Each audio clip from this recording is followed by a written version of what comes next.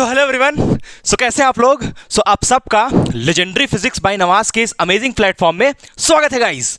आज हम लोग स्पेशल थ्योरी ऑफ रिलेटिविटी के ऊपर बहुत दिन बाद एक और वीडियो फाइनली लेकर के आ गए, जिसमें हम लोग स्पेशल थ्योरी का जो बचा हुआ टॉपिक्स है, हम लोग डिसाइड ये किए थे कि 4 शॉर्ट्स में इस चैप्टर को हम लोग टोटली डिवाइड करेंगे, है ना। फर्स्ट शॉर्ट इसका अपलोडेड था। फर्स्ट शॉर्ट में हम लोग Galilean transformation, Michelson Morley experiment, उसके बाद आपका यहाँ तक कर चुके थे, माइकलसन मोरले एक्सपेरिमेंट तक। Postulates of special theory of relativity से इस वीडियो को हम लोग स्टार्ट करेंगे जोरदार टाइप से। बहुत मजा आएगा आपको इस वीडियो में, पूरा वीडियो को देखिए। हालांकि हम तो यहाँ पर आपके लिए वीडियो खड़ा होकर के पूरा एक बार में शूट करेंगे, लेकिन आप चाहे तो ब्रेक्स ले करके भी ये वीडियो देख सकते हैं। और हम लोग ये सारा टॉपिक्स कवर करेंगे। मतलब ऐसा समझ लीजिए कि हम लोग ये डिसाइड किया था ना कि 4 शॉर्ट्स में डिवाइड करने वाले हम लोग इस chapter special theory of relativity को, तो हम लोग 4 शॉर्ट्स में ही डिवाइड कर रहे हैं। ये सेकंड शॉर्ट आपका आ गया, बहुत दिन बाद आया है, लेकिन हम लोग पूरा कोशिश करेंगे इस चैप्टर को कंप्लीट करके। और कंप्लीट तो होना ही इस चैप्टर को, चाहे कभी भी हो, लेकिन कंप्लीट तो पक्का होगा, वो तो 100% है कंप्लीट होगा। आने वाला जो सेमेस्टर्स में, मतलब जो लोग अभी आने वाले हैं वो लोग कम से कम ये वीडियो देख लेंगे, वो लोग को हेल्प हो जाएगा।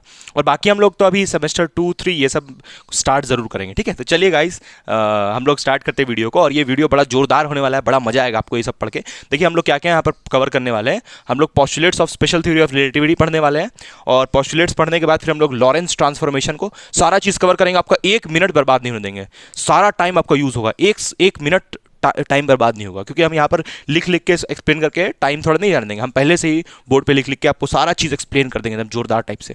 बस आपको क्या करना है, आपको वीडियो को बड़ा ध्यान से देखना है, सब्र से बैठना है ना, एकदम हड़बड़ा के नहीं करना, सब चीज़ ध्यान से समझना है, देखना है एक एक पॉइंट। और हम आपको थोड़ा सा जोरदार एग्जांपल, क्योंकि है ही ऐसा ही चैप्टर। देखिए यहाँ पर लॉरेंस ट्रांसफॉर्मेशन इक्वेशन, ये पढ़ने के बाद हम लोग फिर अच्छा ये जो सिलेबस है ये दिल्ली यूनिवर्सिटी के पॉइंट ऑफ व्यू से यहाँ पर लिया गया है। मतलब जो स्पेशल थ्योरी ऑफ, बाकी सबका भी वही है। अरे मेरा मतलब ये है कि बाकी सब जो जैसे यूनिवर्सिटीज़ जो है ना, हाँ, तो उसका भी सिलेबस में यही सब टॉपिक्स कवर्ड है, स्पेशल थ्योरी ऑफ रिलेटिविटी का यही सब टॉपिक्स मेंशन्ड है। बाकी सब में कुछ डिलीट जरूर होगा, हो सकता है हटा हुआ हो, बट जो दिल्ली यूनिवर्सिटी है उसमें सारा टॉपिक्स स्पेशल थ्योरी का लिया हुआ है, इसलिए हम उसी का सिलेबस को फॉलो करके और आपको पढ़ा रहे हैं। देखिए तो यहाँ पर से transformation of velocity and acceleration, इसको हम लोग दूसरा एक और नाम भी बोलते हैं, velocity addition theorem. Velocity addition theorem आप देख सकते हैं, यही सारा टॉपिक्स आपका भी सिलेबस में होगा अगर कोई डीयू से है तो। बाकी बहुत लोग और लोग का भी मैच करेगा, कोई भी पढ़ सकता है ये जो चैप्टर है इसको, मतलब मेरा वीडियो से। वेलोसिटी एडिशन थ्योरम, इसको वेलोसिटी एडिशन थ्योरम भी बोला जाता है, ठीक है। ये जो टॉपिक यहाँ पर लिखा हुआ है ना, transformation of velocity and acceleration, इसी को, ठीक है। उसके बाद स्टिम्युलिटी, ये एक टॉपिक है छोटा सा, है ना, इसका मतलब अभी हमको बताएंगे हम, इसका मतलब हमको बताएंगे अभी हम, ठीक है, कि क्या होता है इसका मतलब। उसके बाद हम लोग को पढ़ना है लेंथ कॉन्ट्रैक्शन, बड़ा मजेदार टॉपिक। टाइम डायलेशन, ये सब भी कवर करेंगे हम लोग एग्जांपल के साथ। उसके बाद मास ऑफ रिलेटिविस्टिक पार्टिकल, मतलब कि जो मास होता है वो स्पीड के साथ कैसे कैसे वेरी करता है। अगर कोई स्पीड ऑफ लाइट से चलेगा तो उसका मास में क्या वेरिएशन आएगा, वो सब, ठीक है। उसके बाद फिर मास एनर्जी इक्विवेलेंस, आइंस्टाइन का सबसे famous relation E is equals to MC square, इसका डेरिवेशन करेंगे हम लोग। E is equals to MC square का डेरिवेशन करेंगे इस वीडियो में। उसके बाद लास्ट में हम लोग आएंगे मासलेस पार्टिकल। क्या कोई दुनिया में ऐसा कोई पार्टिकल होता है जो मासलेस होता है? जवाब है हाँ, फोटोन। फोटोन एक ऐसा पार्टिकल होता है जब वो मूव करता है, बड़ा जोरदार, बड़ा तेज मूव करता है, तो वो मासलेस बन जाता है। तो ये सारा टॉपिक्स हम लोग इस वीडियो में कवर करेंगे। यहां तक तो हम लोग कवर कर चुके हैं, अगर आप चाहें तो जाकर के सर्च कर सकते हैं legendary physics bye Nawaz, first short video on special theory, तो आपको ये दोनों टॉपिक्स मिल जाएगा, ठीक है। और फिर हम लोग यहाँ से स्टार्ट करते हैं postulates of special theory of relativity. ये जो आइंस्टाइन बताया था जो पोस्टुलेट्स, वहाँ से हम लोग स्टार्ट करेंगे। आइंस्टीन, देखिए वीडियो स्टार्ट करने से पहले एक बात हम आपको बता देते हैं, बड़ा इंपॉर्टेंट, कि जो भी चीज़ को हम ये ग्रीन से जो भी चीज़ लिखेंगे वो आपको याद रखना पड़ेगा ना। लर्न सर, लर्न होता है, हाँ वही। उसके बाद याद रखना पड़ेगा आपको, है ना, जो भी चीज़ हम ग्रीन से लिखेंगे। रेड से जो चीज़ लिखेंगे उस पर आपको, जो रेड से जो चीज़ लिखेंगे वो इंपॉर्टेंट होगा, मतलब कि जो फॉर्मूलाज जो रेड से लिखाएगा वो आप देख लीजिएगा थोड़ा, ठीक है। तो इन दोनों से जब लिखा जाएगा तो बड़ा ध्यान देना उस पर, और कैलकुलेशन सारा हम ब्लैक पेन से करेंगे, ठीक है। तो चलिए गाइस, हम लोग वीडियो को स्टार्ट करते हैं, और हम लोग स्टार्ट करेंगे यहाँ से postulates of special theory of relativity, जो आइंस्टाइन बताया था। क्या बताया था आइंस्टाइन, वहाँ से स्टार्ट करते हैं। चलिए गाइस, वीडियो को स्टार्ट करते हैं finally.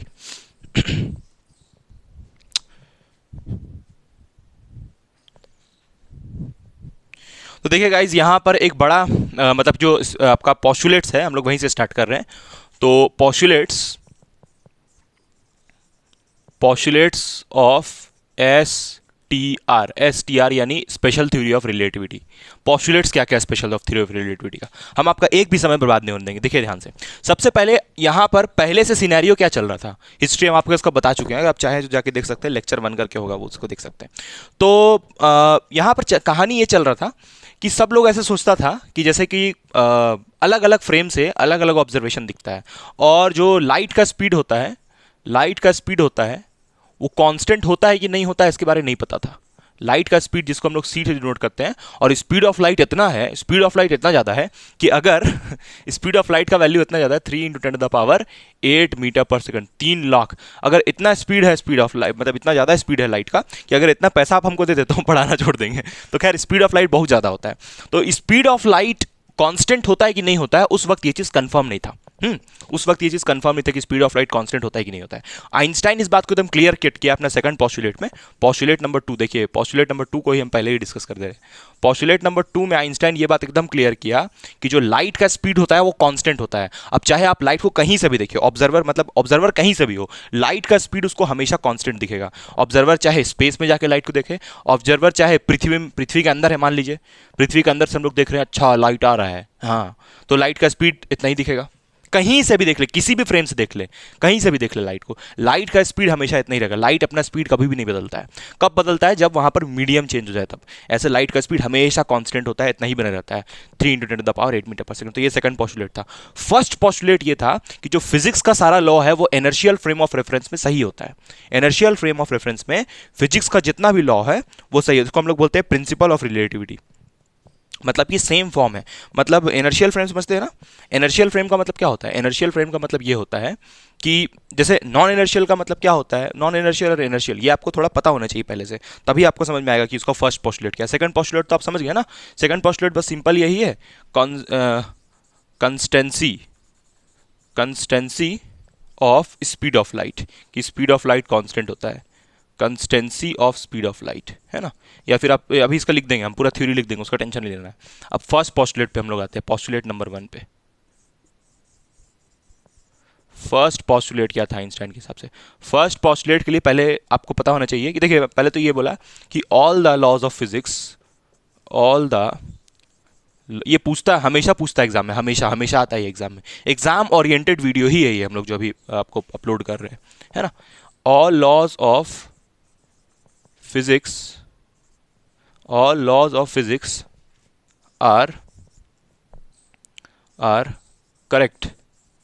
are correct in inertial frame of reference। inertial frame, अब उसके लिए आपको पहले मालूम होना चाहिए कि inertial frame क्या होता है ना? inertial frame में सारा लॉज फिजिक्स का सही होता है ना, या फिर ऐसा बोल लीजिए all laws of physics are same.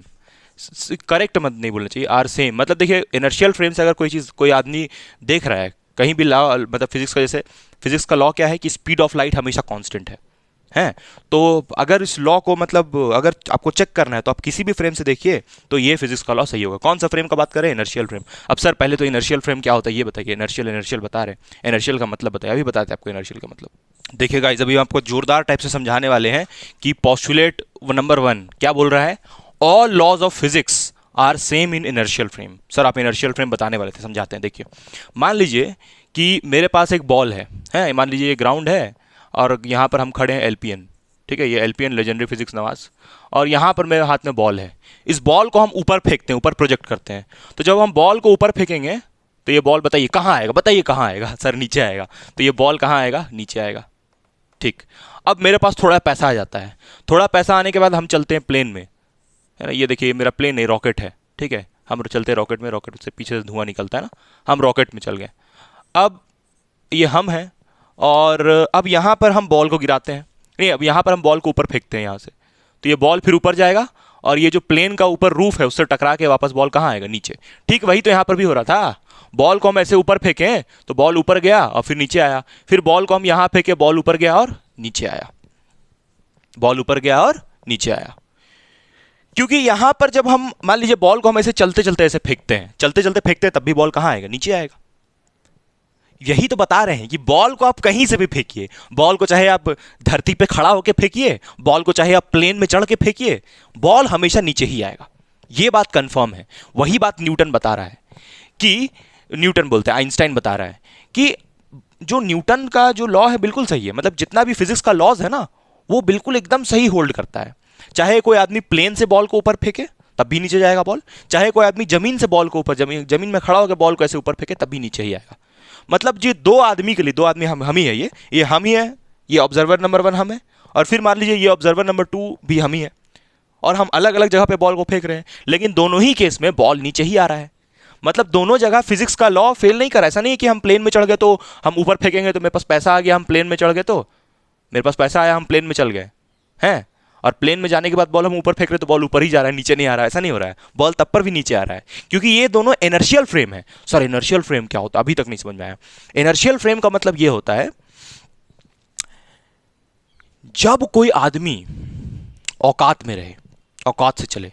Sir औकात से चले का मतलब, औकात से चले का मतलब ये है कि जैसे मान लीजिए कि हम चलते हैं 400 मीटर पर सेकंड से, बड़ा नामुमकिन है ऐसा सोचना, तो 400 मीटर पर सेकंड से मान लीजिए चल रहे हैं तो हम औकात में हैं। हम चलते हैं मान लीजिए 10 to the power 1 metre per second से, तब भी हम औकात में हैं। हम रॉकेट में चलते हैं, रॉकेट्स में मान लीजिए हम चलते हैं 2 into 10 to the power 1 metre per second, मतलब कि 2 इंटू 10 टू द पावर 1, मतलब कि चल रहे, समझ ऐसे मान के चलिए। देखिए मान लीजिए कि हम रॉकेट में चलते हैं 20 into 10 to the power 4 metre per second से, मान लीजिए इतना स्पीड से चल रहे हैं, तब भी हम औकात में, बहुत ज़्यादा, हालांकि ये स्पीड बहुत ज़्यादा है, यहाँ से 0 हटा देते तब भी ये स्पीड बहुत ज़्यादा है, 2 इंटू 10 टू द पावर 4, तब भी हम औकात में हैं। आइंस्टाइन के हिसाब से स्पेशल थ्योरी ऑफ रिलेटिविटी का कोई डिस्कशन नहीं है यहाँ तक। लेकिन अगर हम चलने लगे 3 into 10 to the power 8 metre यानी कि स्पीड ऑफ लाइट से, तो फिर हम औकात के बाहर हो गए। अगर खाली स्पीड ऑफ लाइट को टच भी करने लगे तो हम औकात के बाहर हो गए। तो यहाँ पर देखिए क्या लिखा हुआ है, इनर्शियल फ्रेम। इनर्शियल फ्रेम का मतलब ये होता है कि जब कोई ऑब्जेक्ट मूव कर रहा हो और उसका स्पीड कांस्टेंट हो, है। इनर्शियल फ्रेम का मतलब जब कोई ऑब्जेक्ट मूव कर रहा हो और उसका जो स्पीड हो वो अगर 10 मीटर पर सेकंड से मूव कर रहा है तो जिंदगी भर 10 मीटर पर सेकंड से ही मूव करेगा, है ना। ऐसा अब जैसे मान लीजिए कोई प्लेन है, एरोप्लेन, तो एरोप्लेन मान लीजिए उड़ रहा है, तो एरोप्लेन का एक कांस्टेंट स्पीड होता है, यानी कि एरोप्लेन अपना स्पीड बार बार चेंज करते रहता है, तो यानी कि एरोप्लेन एक्सेलरेट नहीं करता है। हाँ, जो बड़ा खतरनाक, बड़ा तेज चलता है उसको फिजिक्स में क्या बोलते हैं, एक्सेलरेट कर गया। वो कोई बहुत तेज निकल गया तो मतलब वो एक्सेलरेट कर गया, फिजिक्स के हिसाब से एक्सेलरेटेड हो गया वो, है। लेकिन जो इनर्शियल फ्रेम होता है उसमें एक्सेलरेटेड नहीं हो सकता है, कोई भी चीज, कोई भी ऑब्जेक्ट एक्सेलरेट नहीं होता है, वो एक कांस्टेंट स्पीड से मूव करता है। इसीलिए यहां पर देखिए हम यहां पर खड़े थे और यहां से बॉल को फेंक रहे थे तो हम तो रुके हुए थे। अच्छा, यहां पर हम एरोप्लेन में बैठे थे और एरोप्लेन मान लीजिए चल रहा है 80 मीटर पर सेकंड से, तो एरोप्लेन का ये जो स्पीड है ये तो कांस्टेंट है ना। ऐसा थोड़ी है कि एरोप्लेन अभी 80 से चल रहा है, कुछ देर बाद एरोप्लेन 1000 मीटर पर सेकंड से चलेगा, ऐसा नहीं होगा। तो यानी कि जो एरोप्लेन है या फिर जो हम जैसे रोड में दौड़ते हुए बॉल को ऐसे फेंकते हैं, हम लोग सब इनर्शियल फ्रेम में है, क्योंकि हम लोग का स्पीड रेगुलरली चेंज नहीं हो रहा है, एकदम बड़ा चेंज नहीं आ रहा है। तो जो चीज़ के पास एक्सेलरेशन नहीं हो, सुनिए मेरी बात, जो चीज़ के पास एक्सेलरेशन नहीं हो उसको हम लोग बोलेंगे इनर्शियल फ्रेम। या ऐसा सिंपल, जो कांस्टेंट स्पीड से मूव करे वो किस में होगा, इनर्शियल फ्रेम में होगा। और जो अपना स्पीड को चेंज करे, दोगुना करते, दौड़ते दौड़ते एकदम तेज दौड़ने लगे, पागल हो जाए, हैं, चल रहा था 10 मीटर पर सेकंड से, अचानक से स्पीड ऑफ लाइट का रफ्तार पकड़ लिया, तो उसको हम लोग बोलेंगे नॉन इनर्शियल फ्रेम। तो और उसमें जो ऑब्जर्वेशन हम लोग को दिखेगा, फिर बॉल ऊपर फेंकेंगे तो बॉल नीचे नहीं आएगा, खतरनाक हो जाएगा, फिर पूरा जज्बाती बदल जाएगा, तो वो नॉन इनर्शियल फ्रेम हो जाएगा। तो नॉन इनर्शियल फ्रेम में फिजिक्स का लॉज सब के लिए सेम नहीं होता है। नॉन इनर्शियल फ्रेम में फिजिक्स का लॉज बदलने लगता है, अलग अलग इंसान के लिए अलग अलग फिजिक्स का लॉ होने लगता है। यही तो है स्पेशल थ्योरी ऑफ रिलेटिविटी, सब के लिए रिलेटिव है, फिजिक्स का लॉ सबके लिए अलग अलग हो जाता है, रिलेटिव हो जाता है, उसको कुछ और दिखेगा, उसको खैर अब हम यहीं तक बात को रोकते हैं। तो इनर्शियल फ्रेम का मतलब समझ गए होंगे, फिजिक्स का लॉ सही है जब कोई ऑब्जेक्ट इनर्शियल फ्रेम में मूव कर रहा हो, मतलब कांस्टेंट स्पीड से मूव कर रहा हो। अगर ये एरोप्लेन अपना स्पीड को एकदम बड़ा बड़ा चेंजेस लाने लगे अपने स्पीड में, 80 से 1000 कर ले अपना स्पीड को, तब ये नॉन इनर्शियल फ्रेम में हो जाएगा। तब यहाँ पर फिजिक्स का जो लॉज है वो फेल होने लगेगा, तब कुछ फेल नहीं होगा, मतलब कुछ और ऑब्जर्वेशन, गजब गजब ऑब्जर्वेशन दिखने लगेगा, जैसे length contraction, time dilation. Length contraction मतलब अगर ये बहुत तेजी चलने लगे, ऐसे तो मतलब अगर ये जो रॉकेट है, हम थोड़ा आपको फील दिलाते हैं कि अगर यहाँ पर इनर्शियल फ्रेम को हटा के नॉन इनर्शियल ले आए तब क्या होगा। अगर ये प्लेन नॉन इनर्शियल फ्रेम से चलने लगा, मतलब इसका स्पीड अगर बहुत ज़्यादा हो गया, खतरनाक स्पीड हो गया, खूंखार स्पीड हो गया, लाजवाब स्पीड हो गया, तब ये जो एरोप्लेन है इसका लेंथ कम हो जाएगा। हाँ, स्पेशल थ्योरी ऑफ रिलेटिविटी के हिसाब से इस एरोप्लेन का लेंथ कम हो जाएगा। वही तो आज हम लोग को पढ़ना है, लेंथ कॉन्ट्रैक्शन। और अगर ये एरोप्लेन बड़ा तेजी से जाएगा तो आप फॉर्मूला जानते हैं ना स्पीड का। स्पीड का फॉर्मूला क्या होता है? Distance by time. तो अगर ये एरोप्लेन का स्पीड बहुत ज़्यादा हो जाएगा तो उसका टाइम क्या हो जाएगा? कम। तो टाइम कम हो जाएगा और उसी को बोलेंगे हम लोग टाइम डायलेशन।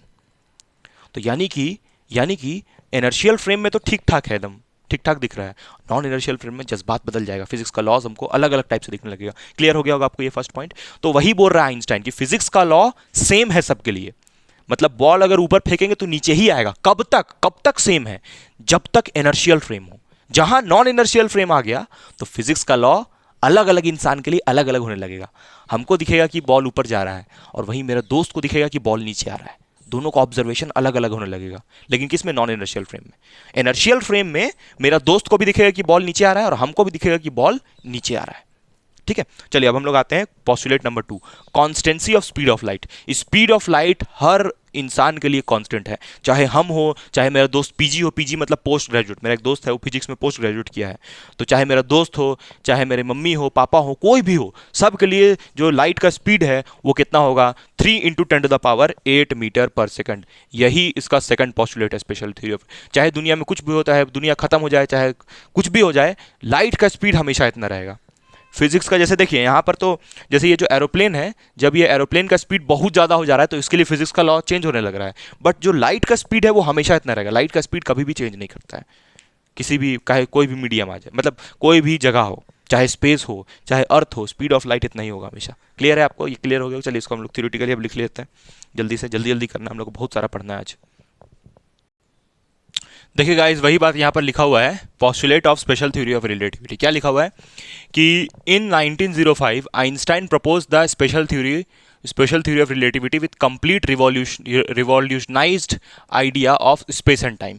रिवॉल्यूशनाइज्ड आइडिया मतलब रिवॉल्यूशनरी आइडिया का मतलब ये है कि ऐसा आइडिया जो सबको दहला देगा, एकदम मतलब पगला देगा। तो वही क्या लिखा है? Space and time. Space and time मतलब वही कि जो आपका टाइम होता है, टाइम वो रिलेटिव होता है। टाइम जो होता है अलग अलग ऑब्जर्वर के हिसाब से अलग अलग होता है। एक बार ना टाइम के बारे में आपको बता ही देते हैं। जैसे मान लीजिए कि आप यहाँ पर अर्थ पे हैं, आराम से रह रहे हैं, और आपका जो दोस्त है, मान लीजिए मेरा दोस्त है पीजी, है ना। मेरा दोस्त पीजी क्या करता है कि रॉकेट में बैठता है, और जो रॉकेट है रॉकेट में बैठता है, और रॉकेट का स्पीड बड़ा जोरदार होता है। रॉकेट का जो स्पीड होता है वो नियरली स्पीड ऑफ लाइट के इक्वल होता है। रॉकेट का जो स्पीड होता है वो नियरली स्पीड ऑफ लाइट के इक्वल होता है। इतना जोरदार रॉकेट में वो बैठता है। मतलब कितना होगा? 3 × 10⁸ मीटर पर सेकंड। इतना जोरदार रॉकेट में वो बैठता है और उसके बाद क्या करता है? चलना स्टार्ट करता है ना। तो क्या होता है कि उसका जो ये आपका जो ये है रॉकेट है, रॉकेट का स्पीड इतना ज़्यादा होता है कि मेरा जो दोस्त है उसका टाइम धीरे हो जाता है। मतलब जैसे हम यहाँ पर अर्थ पे हैं, मेरा मान लीजिए कि 20 साल हो रहा है, तो 10 साल बाद जब मेरा दोस्त मान लीजिए स्पेस में गया रॉकेट लेके, घूम फिर के मेरा जो दोस्त पीजी है वापस अर्थ पे आता है, तो हम 20 साल से 10 साल और आगे बढ़ गया ना, तो हम 30 साल का हो जाएंगे। लेकिन जो मेरा दोस्त है पीजी वो अभी भी 20 साल का ही होगा। नहीं, 20 साल का ही तो नहीं होगा, कम से कम 25 साल का हो जाएगा। हाँ, तो टाइम में डिफरेंस आ जाएगा। मतलब समझ रहे हैं? मतलब मेरा 10 साल इंक्रीज हो चुका है, लेकिन मेरा दोस्त का बस 5 ही साल बढ़ा। तो वो कब होगा? जब वो ऐसा जोरदार रॉकेट में बैठेगा जिसका स्पीड जो होगा वो स्पीड ऑफ लाइट के बराबर होगा। समझ रहे? तो यही चीज बताया कौन? आइंस्टाइन। टाइम और स्पेस के बारे में किया। ऑब्वियसली यहाँ पर सारा चीज, जैसे कि जो लेंथ है, कोई चीज़ का लेंथ भी कम हो सकता है। हाँ, आइंस्टाइन के हिसाब से कोई चीज़ अगर बड़ा तेजी से चले तो उस चीज़ का लेंथ भी कम हो सकता है। जोरदार बात है। चलिए हम लोग आगे चलते हैं। तो वही बात यहाँ पर, ये तो समझ गए थे ना, इनर्शियल फ्रेम वाला बात समझ गए थे आप। नेक्स्ट बात वही लिखा हुआ है, द स्पीड, ये तो समझ गए थे ना, वही लिखा हुआ है देखिए यहाँ पर जो आपको समझाए थे अभी। The speed of light is in free space is constant. Speed of light constant होता है इन ऑल इनर्शियल फ्रेम। इस लाइट का स्पीड कभी चेंज नहीं होता है, हमेशा कॉन्स्टेंट होता है इनर्शियल फ्रेम में ऑफ रेफरेंस। नॉन इनर्शियल में लाइट का स्पीड में थोड़ा चेंजेस आता है, समझेंगे हम लोग। And is independent of relative motion of source and observer. मतलब क्या, इसका हम बताते हैं आपको 2 मिनट में। जैसे मान लीजिए कि हम यहाँ पर से देख रहे हैं लाइट को ऐसे करके, ओ लाइट 3 × 10⁸ मीटर पर सेकंड से जा रहा है, ऐसा हम देखें। अब मान लीजिए कि कोई मेरा दोस्त है वो स्पेस में है और वहां से लाइट को देख रहा है, तो उसको भी लाइट कितना दिखेगा? 3 × 10⁸ मीटर पर सेकंड से। तो आप लाइट को कहीं से भी देखिए, चाहे पृथ्वी से देखिए, चाहे पृथ्वी से बाहर जाके देखिए, कहीं से भी देखिए, दुनिया के किसी भी कोना से लाइट को देख लीजिए, लाइट ढीठ है। लाइट का स्पीड जो है वो कितना होगा? 3 × 10⁸ मीटर पर सेकंड। तो वही लिखा है कि ऑब्जर्वर से लाइट को कोई मतलब ही नहीं है। देखिए वही लिखा है, सोर्स एंड ऑब्जर्वर। सोर्स समझ रहे हैं? सोर्स मतलब जहां से लाइट निकल रहा है। अब लाइट चाहे टॉर्च से निकले, लाइट चाहे सन से निकले, कहीं से भी लाइट निकले, लाइट का स्पीड कितना होगा? 3 × 10⁸ मीटर पर सेकंड। ठीक है, ऐसे हम लोग का प्रोफेसर बताते थे। चलिए तो हम लोग स्टार्ट करते हैं गाइस, नेक्स्ट टॉपिक जो है उसको स्टार्ट करते हैं, यानी कि लॉरेंस ट्रांसफॉर्मेशन इक्वेशन। देखिए कष्ट क्या है ना, कि हम लोग जो गैलीलियन ट्रांसफॉर्मेशन पढ़े थे, अभी बताएंगे आपको, कष्ट बताते पहले इसको हम हटा देते हैं। ठीक,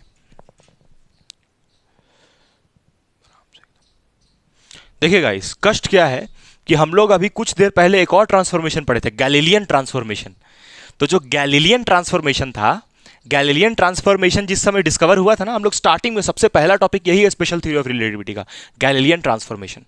देखिए ट्रांसफॉर्मेशन का मतलब क्या होता है ना, ट्रांसफॉर्मेशन का मतलब होता है कि अरे भाई पहले तुम्हारे पास बहुत बाल था, अब तुम टकला हो गया। जैसे याद कीजिए जो पिछला वीडियो था उसमें बहुत सारा दाढ़ी था, अब मेरा दाढ़ी यहाँ पर गायब हो गया, तो क्या हो गया? ये ट्रांसफॉर्मेशन हो गया। ठीक है, तो ठीक वैसे ही हम लोग पढ़े थे कि जैसे मान लीजिए कि यहाँ पर एक्सिस है XYZ।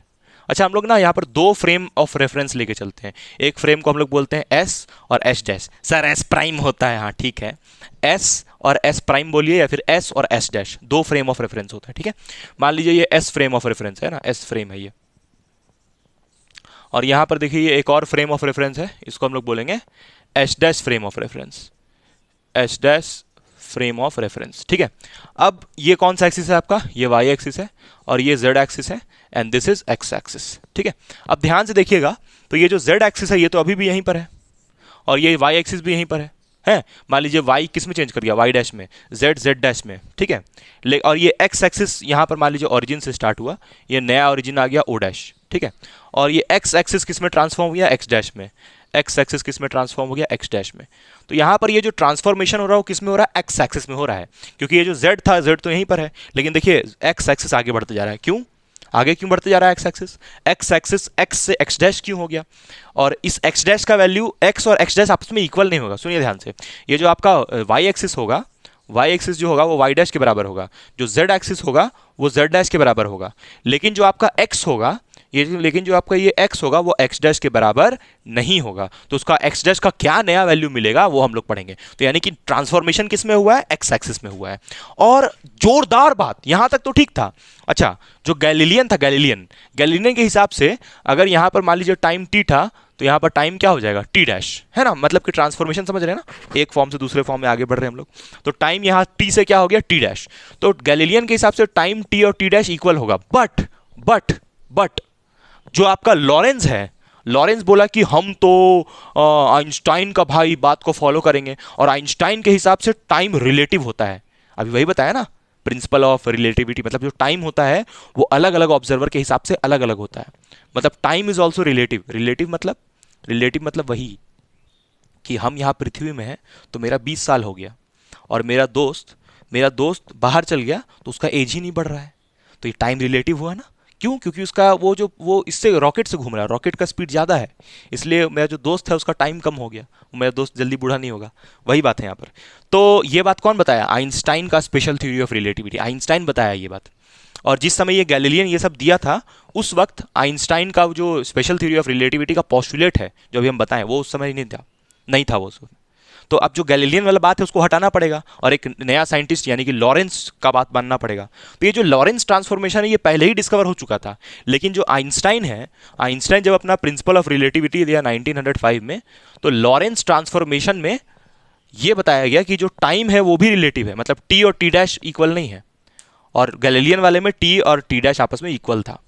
आप देखिए जाके, गैलीलियन वाले में टी और टी डैश इक्वल था, बट ये जो हम लोग लॉरेंस पढ़ रहे हैं इसमें टी डैश के इक्वल नहीं होगा। यानी कि हमको नया 4 इक्वेशन मिलेगा। जैसे 4 इक्वेशन हमको गैलीलियन का मिलता था, वैसे ही नया 4 इक्वेशन हमको लॉरेंस का मिलेगा। और देखिए इक्वेशंस इसलिए लिखा हुआ है क्योंकि हमको 4 इक्वेशंस मिलेगा। एक नया इक्वेशन टाइम का भी मिलेगा, क्योंकि आइंस्टाइन क्या लिखा है, आइंस्टाइन के बारे में हम क्या बताए थे? Revolutionized idea of space and time, मतलब स्पेस और टाइम दोनों रिलेटिव है।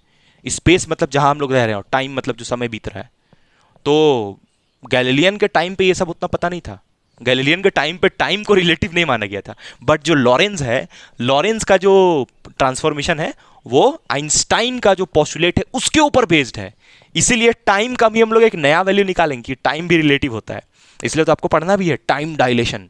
टाइम डायलेशन मतलब टाइम घट जाना, टाइम में कमी आ जाना। तो टाइम कम कब हो जाएगा मेरा दोस्त? जब रॉकेट लेके अर्थ से बाहर जाएगा और उसका रॉकेट बड़ा तेज चलेगा तब, है। ठीक है, चलिए हम लोग आगे बढ़ते हैं, आते हैं लॉरेंस ट्रांसफॉर्मेशन पे।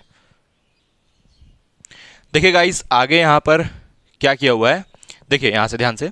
यहाँ पर पहले हम लोग क्या किए कि सारा बात लिख दिए आपके लिए, है ना। उसके बाद अभी आपको समझाते हैं लाइन बाय लाइन कि क्या लिखा हुआ है यहाँ पर। देखिए सबसे पहले तो यहाँ पर लिखा हुआ वही बात कि the need of new transformation arose, the need of new transformation arose because the Galilean transformation are not consistent with Einstein postulate. मतलब जो गैलीलियन ट्रांसफॉर्मेशन हम लोग पढ़ चुके हैं वो आइंस्टाइन का जो पॉस्टुलेट्स है उस पर मतलब वो खड़ा नहीं उतर पा रहा है।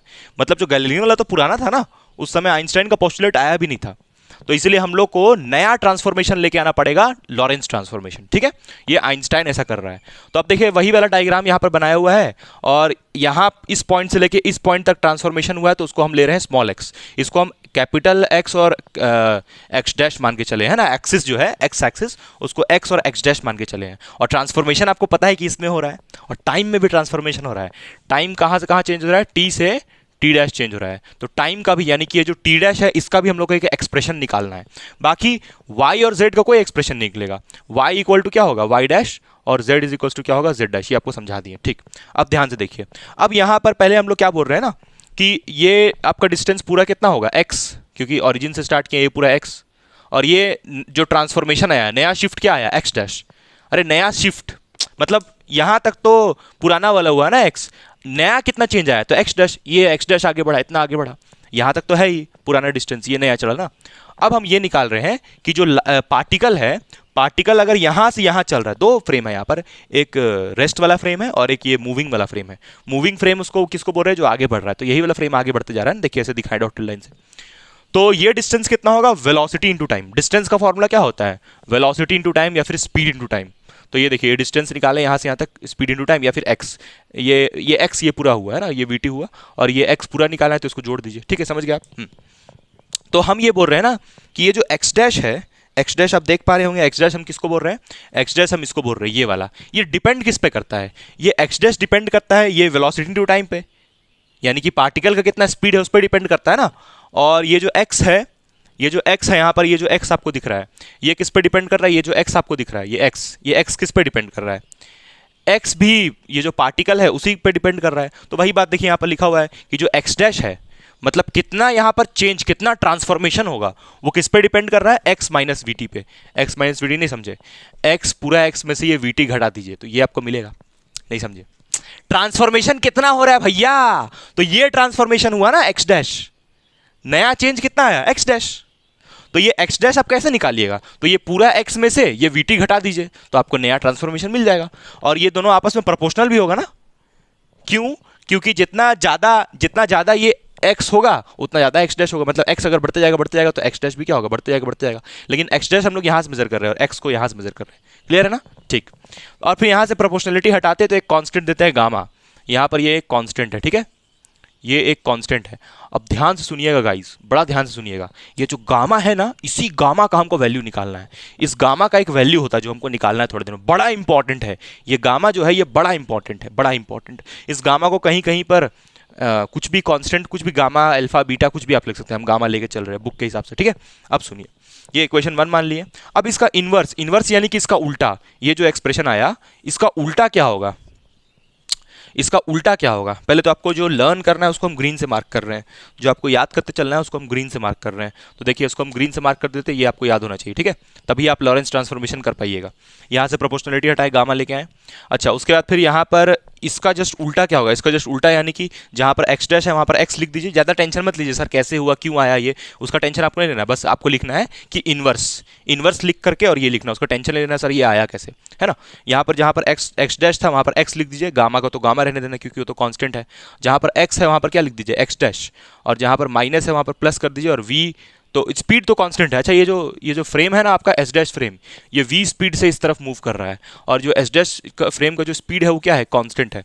तभी यहाँ पर हम लोग जो फर्स्ट पोस्टुलेट है वो लगा पा रहे हैं, क्योंकि ये इनर्शियल फ्रेम हो गया ना। कांस्टेंट स्पीड से जो मूव करता है वो इनर्शियल फ्रेम में होता है, तो ये इनर्शियल फ्रेम है। एस डैश फ्रेम जो है वो इनर्शियल है, बाकी ये एस फ्रेम तो रेस्ट में रुका हुआ है, ठीक है। अब देखिए ध्यान से, तो यहाँ पर इसका इन्वर्स हम ये कैसे आया समझा दिए आपको। उसके बाद all laws of physics are same in all inertial frame, वही बात लिखा है कि ये इनर्शियल फ्रेम है तो यहाँ पर फिजिक्स का सारा लॉ सबके लिए सेम होगा। मतलब अगर हम देख रहे हैं तो मेरे लिए जो होगा वही आपके लिए होगा। मेरे लिए यहाँ पर ये एक्स डैश डिस्टेंस है तो आपके लिए भी क्या होगा, एक्स डैश डिस्टेंस। यहाँ पर अभी क्योंकि ये इनर्शियल फ्रेम है, कांस्टेंट स्पीड से ये मूव कर रहा है मेरा ढक्कन। अब आगे देखिए, पुटिंग 2 in 1, तो ये जो हम लोग इक्वेशन 2 निकाले ना, ये वाला इक्वेशन है, अब इसको याद नहीं करना है, ये इक्वेशन निकल जाएगा।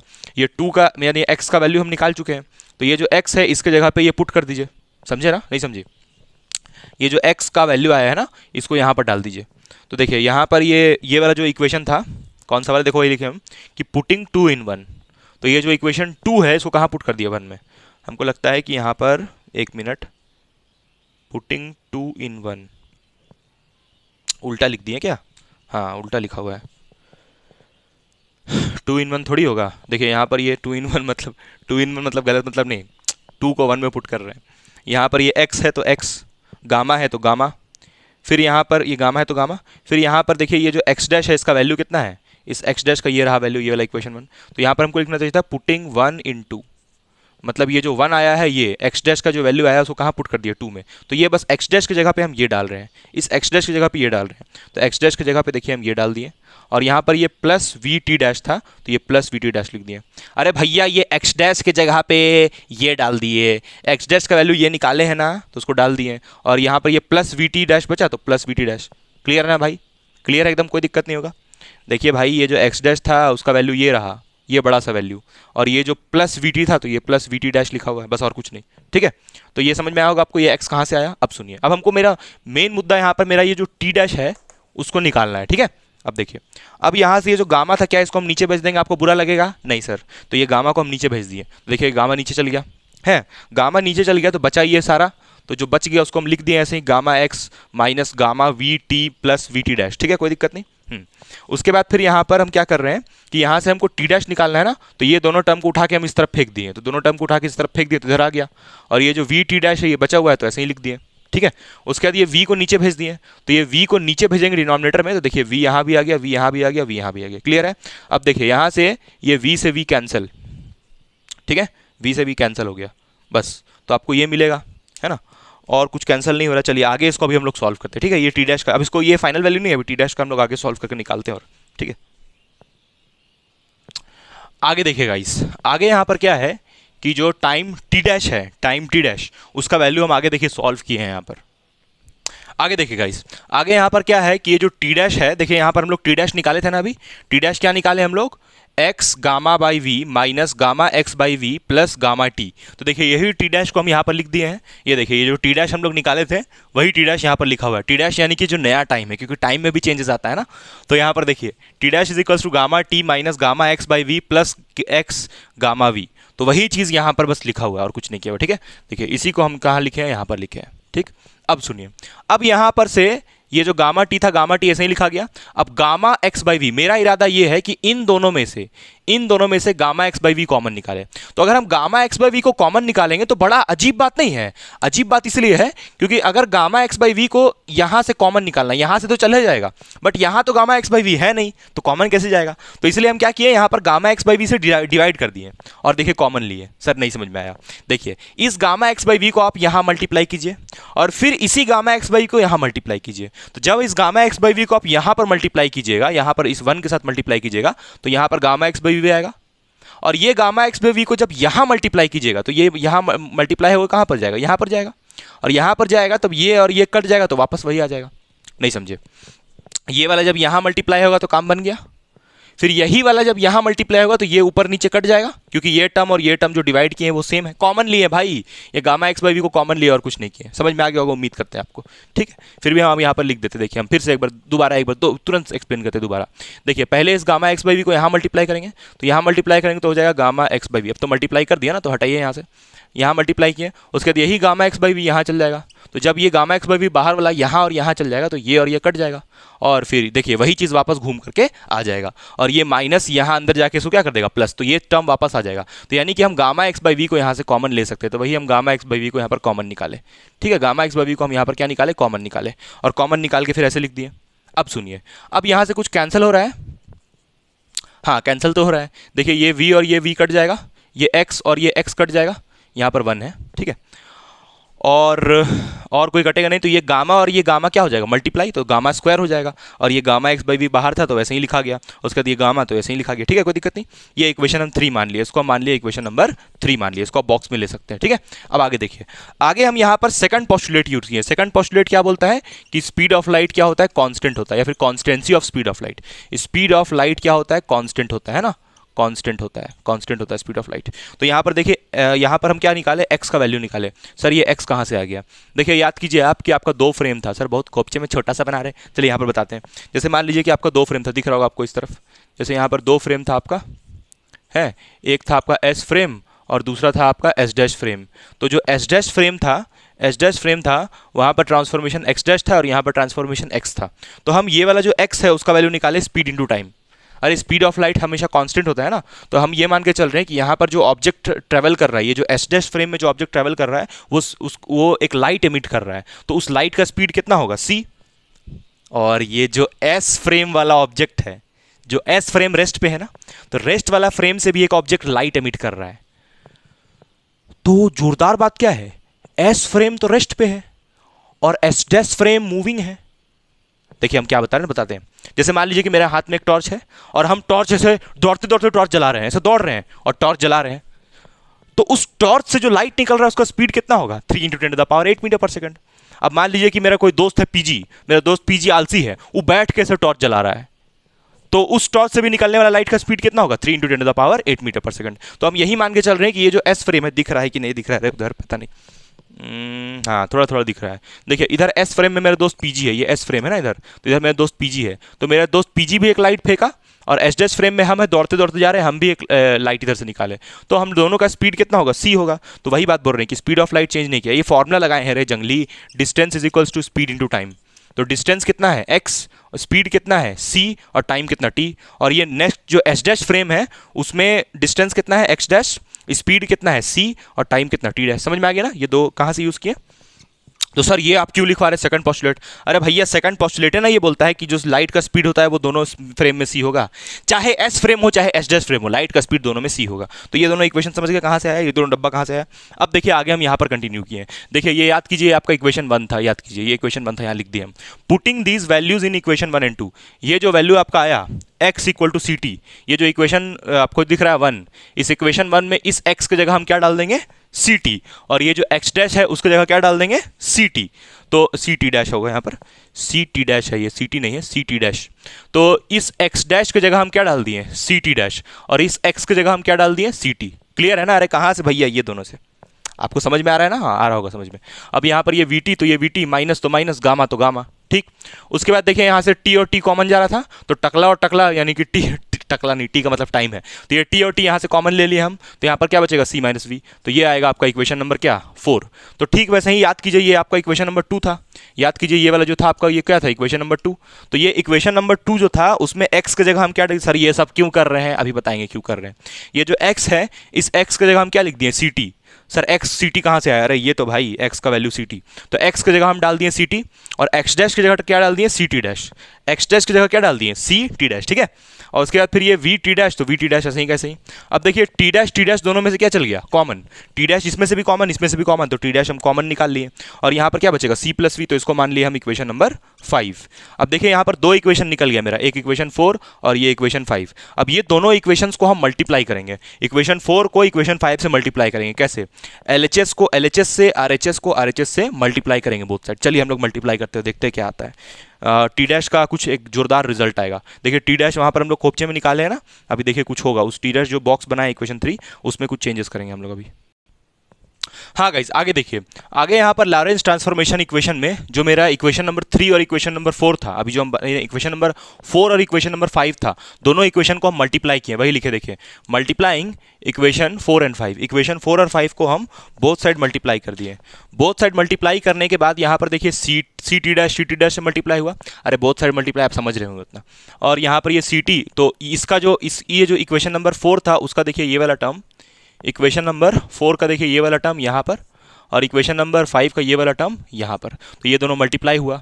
अब बताइए यहाँ पर ये c इंटू सी कितना होगा, c square, t dash into t कितना होगा, टी टी डैश। उसके बाद ये गामा इंटू गामा कितना होगा, gamma square, T into t कितना होगा, टी टी डैश, सी इंटू सी कितना होगा सी स्क्वायर, माइनस प्लस क्या होगा माइनस वी इंटू वी क्या होगा वी स्क्वायर। देखिए ये a minus b a plus b, तो a square minus b square ऐसे लिखे, ठीक है। अब देखिए अब यहाँ से ये टी से टी कैंसिल, टी डैश से टी डैश कैंसिल। अगर आपको नहीं समझ में आ रहा तो वीडियो को 2x पर मत देखिए, धीरे धीरे देखिए, पॉज कीजिए, दोबारा देखिए अगर जहाँ पर आपको नहीं समझ में आ रहा तो, ठीक है। वन शॉट वीडियो है तो थोड़ा स्पीड चलना पड़ेगा, कवर सारा चीज़ होगा लेकिन स्पीड थोड़ा चलना पड़ेगा हमको। देखिए यहाँ पर ये जो टी और टी है टी टी डैश हो गया, सी इंटू सी सी स्क्वायर हो गया, और बाकी आप समझ गए है ना। अब देखिए अब यहाँ से ये जो सी स्क्वायर माइनस वी स्क्वायर था इसको हम नीचे भेज दिए, तो इसको नीचे भेज दिए तो देखिए यहाँ पर ये सी स्क्वायर पहले से था तो इसको हम यहाँ पर रहने दिए, ये सी स्क्वायर जो था उसको यहाँ पर रहने दिए, और ये जो सी स्क्वायर माइनस वी स्क्वायर है उसको कहाँ भेज दिए डिनोमिनेटर में, और ये गामा स्क्वायर, तो गामा स्क्वायर ऐसे ही कैसे ही, यही गामा का हमको वैल्यू निकालना है, इसीलिए हम इक्वेशन नंबर 4 और 5 बनाए। ये आप पूछेगा ना सर ये सब आप क्यों कर रहे हैं, क्योंकि हमको गामा जो कॉन्स्टेंट है उसका वैल्यू निकालना है, और उस गामा को हमको हर जगह पुट करना है। याद कीजिए, आप ठीक से देखिए, अगर आप कॉपी में लिख रहे हैं तो देखिए इक्वेशन नंबर 3 जो था, जो टाइम टी डैश जो है उसका जो वैल्यू आया, यानी कि जो इक्वेशन नंबर 3 है उसमें देखिए आपको गामा दिख रहा होगा बहुत जगह। आपका जो इक्वेशन नंबर 1 इक्वेशन 2 उसमें भी गामा दिख रहा होगा, तो हमको गामा का वैल्यू हर जगह डालना है। तो वही हम कर रहे हैं, गामा का वैल्यू हर जगह डाल रहे हैं। थोड़ा पानी पी लिया जाए। ये देखिए ये मेरा बोतल पानी का जादुई, अरे रे माइक,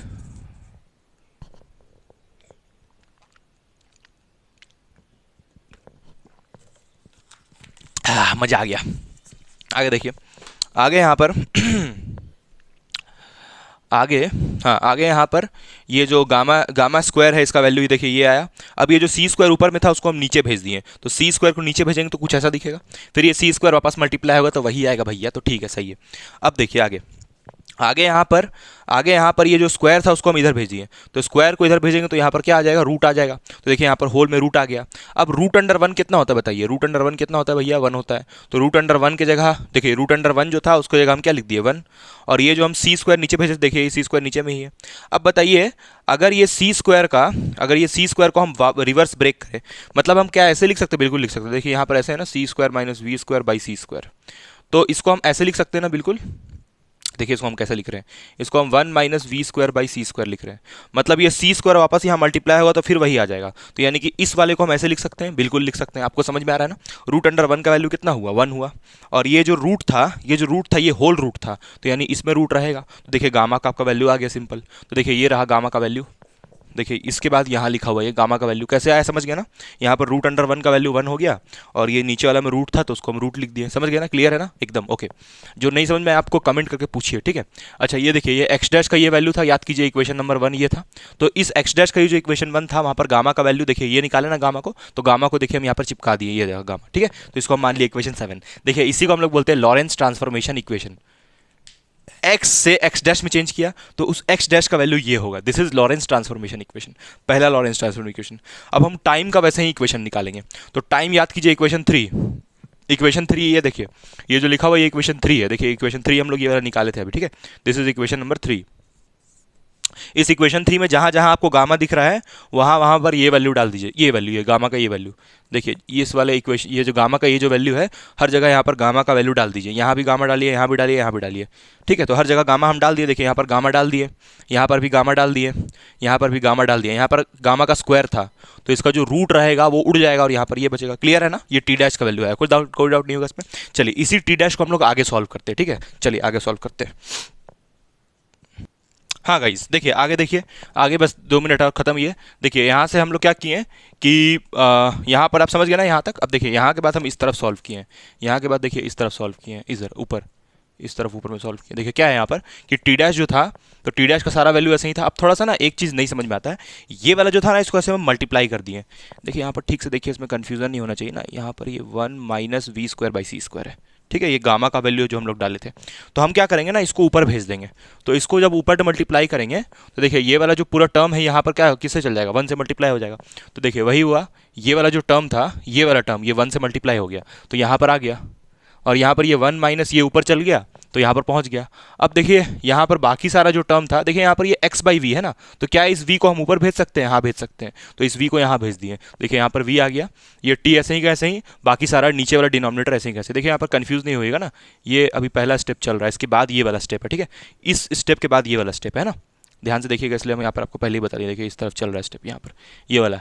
अब यहाँ पर ये जब ब्रैकेट खुलेगा तो ये माइनस यहाँ जाएगा तो इसको प्लस कर देगा, और ये वाला 1 क्या हो जाएगा नेगेटिव, तो ये 1 और ये 1 कट जाएगा, ये दोनों 1। और यहाँ पर ये x बाई वी, तो x बाई वी। अच्छा एक चीज़ बड़ा कन्फ्यूजन हो सकता है आपको, ये देखने में ऐसा लग रहा होगा कि ये जो पूरा है पहले 1 से मल्टीप्लाई होगा फिर ये पूरा इससे मल्टीप्लाई होगा, वैसा नहीं है। देखिए ये अलग टर्म है और ये अलग टर्म है, ये वाला टर्म इन दोनों से मल्टीप्लाई होता, समझ रहे हैं ना। हाँ तो अब देखिए ये जो 1 1 कटा, ये दोनों मल्टीप्लिकेशन में इस t इसके साथ मल्टीप्लाई नहीं होगा, ठीक है, समझिए ना। अब यहाँ पर ये जो x बाई वी ऐसे ही, अब यहाँ पर क्या बचा, ये कट गया तो v square by C square बचा, तो x बाई वी, देखिए अगला स्टेप यहाँ पर फिर। अच्छा ये दोनों का हम क्या ले लिए, एलसीएम ले लिए, तो इन दोनों का एलसीएम सेम होगा तो यहाँ पर ऐसे आ जाएगा। क्लियर है ना, स्टेप बाय स्टेप बता रहे हैं, थोड़ा फॉर्मूला बड़ा दिख रहा है इसलिए हम यहाँ पर लाइंस ड्रॉ कर दे रहे हैं, ठीक है। टी डैश हम लोग निकालना चाहते हैं, टी डैश जो नया टाइम में ट्रांसफॉर्मेशन है वो निकालना चाहते हैं, ठीक है, समझ में आ रहा होगा ना आपको। बने रहिए। तो अब देखिए आगे यहाँ पर सर बहुत लंबा वीडियो है, हाँ लंबा तो हो गई। यहाँ पर देखिए ये v से v स्क्वायर कैंसिल, क्योंकि ये तो 1 कट गया, देखिए वही चीज़ v से v स्क्वायर कैंसिल, और टी डैश ऐसे ही, तो टी डैश नहीं भाई, ये तो t है ना, तो ये t ऐसे ही कैसे ही, ये देखिए ये t ऐसे ही कैसे ही, और डिनोमिनेटर में root under 1 minus we square by v C square ऐसे ही कैसे ही, फिर देखिए यहाँ पर भी ऐसे ही, इसके बाद इधर लिखें ऐसे ही कैसे ही, फिर ये x बाई सी स्क्वायर, तो x बाई सी स्क्वायर, और यहाँ पर v से v स्क्वायर कटा था तो एक v बचा तो उसको लिख दिए, ठीक है। अब यहाँ से टी डैश का फाइनल वैल्यू देखिए ये मिल गया, t dash is equals to t minus v x by c root under 1 minus we square by C square, this is equation 8। और ये आपको नया टाइम में ट्रांसफॉर्मेशन लिखा, देखिए ये आपका नया वाला टाइम एस डैश फ्रेम का, और ये पुराना वाला टाइम टी यानी कि एस फ्रेम का, ठीक है। तो आपको यहाँ पर कितना इक्वेशंस मिल गया, आपको यहाँ पर टोटल देखिए कितना इक्वेशंस मिलता है आपको यहाँ पर टोटल, यहाँ पर हम लिखते हैं, ठीक है। फाइनल आपको जो रिजल्ट मिला, फाइनल आपको देखिए ये एक इक्वेशन 8 मिला है, यहाँ पर पता है हमको ये छुप जा रहा है, कोई दिक्कत नहीं है।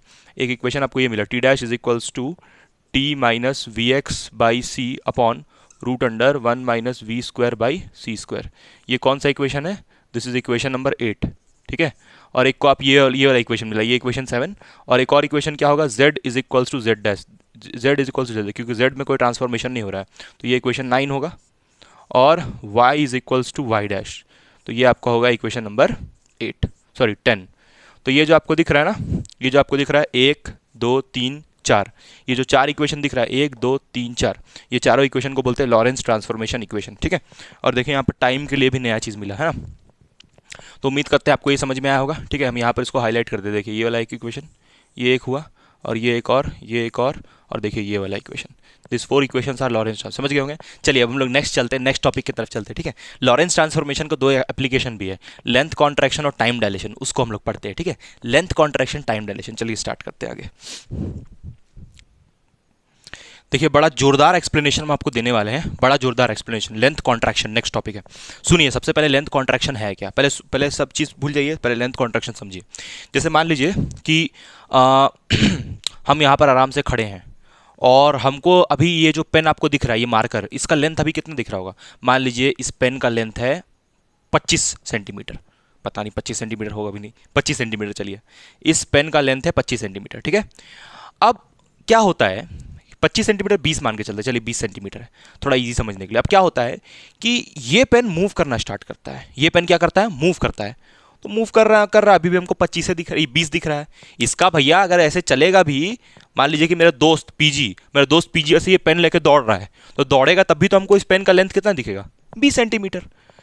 लेकिन मेरा दोस्त पीजी अगर पगला गया और बहुत तेज दौड़ने लगा, इतना तेज दौड़ा, इतना तेज दौड़ा, इतना तेज दौड़ा कि लाइट का स्पीड के नियरली इक्वल चलने लगा। लाइट का speed 3 lakh kilometre per hour, 3 lakh मतलब कितना होता है लाइट का speed, 3 × 10⁻8 metre per second, speed of light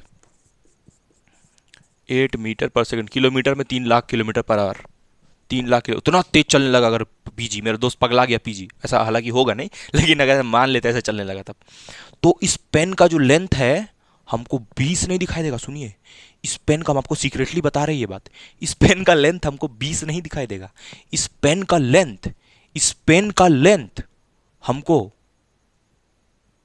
5 दिखाई देगा, हाँ 5 दिखाई देगा।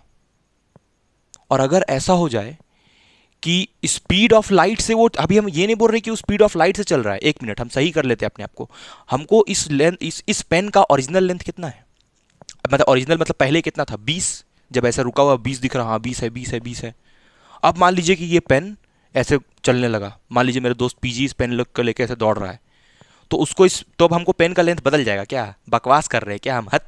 इस पेन का लेंथ कितना रहेगा? 20 है तो 20 रहेगा, चाहे कोई भी इस पेन को लेके दौड़े, हमको 20 ही सेंटीमीटर इस पेन का लेंथ दिखाई देगा। 20 सेंटीमीटर, मीटर बोल दिए तो गलती मान लीजिएगा, 20 सेंटीमीटर ही दिखाई पड़ेगा, चाहे इसको कोई लेके दौड़े, चाहे ये पेन रखा रहे, चाहे ये पेन मर जाए, हमको 20 ही दिखाई देगा ये पेन का लेंथ। लेकिन अगर ऐसा हो जाए कि कोई आदमी इस पेन को बहुत तेज दौड़ने लगे, लेके बहुत तेज दौड़ने लगे, कितना तेज दौड़े? स्पीड ऑफ लाइट के बराबर नहीं, कंपेरेबल, उसके नजदीक पहुंच पाए, स्पीड ऑफ लाइट के नजदीक, तो इस पेन का लेंथ हमको क्या दिखाई देगा? 5 सेंटीमीटर दिखाई देगा।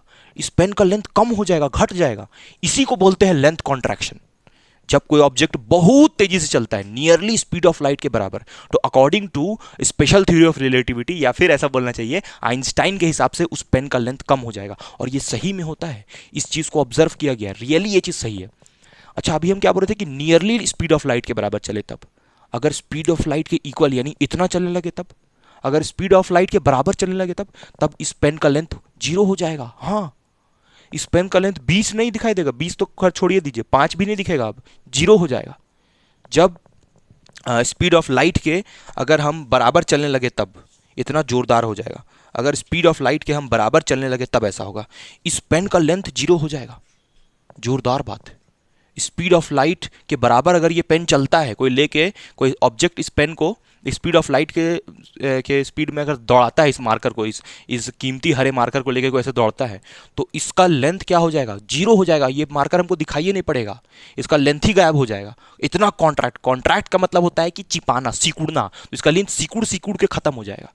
हाँ, लेकिन एक मिनट, हम ना बार बार आपको ऐसे करके दिखा रहे, बार बार ऐसे करके दिखा रहे, क्योंकि हम ये मान के चल रहे हैं ना कि मेरा जो y और y डैश एक्सिस है, y और y डैश एक्सिस में पेन का मूवमेंट नहीं हुआ, z और z डैश में भी पेन का मूवमेंट नहीं हुआ, पेन का मूवमेंट सिर्फ x में हो रहा है। यानी कि पेन का ये जो लंबाई है उसमें हमको ये जो लंबाई ये वाला दिख रहा है, इसमें बस चेंजेस दिखाई देगा, ये कॉन्ट्रैक्ट करेगा। ऐसा नहीं होगा कि इसका जो डायमेंशन है वो पतला होगा, ऐसा नहीं होगा कि पेन ऐसे चिपटा हो जाएगा, वैसा नहीं होगा, पेन का मोटाई कम हो जाएगा, वो सब नहीं होगा, पेन का बस लेंथ कम होगा, लेंथ।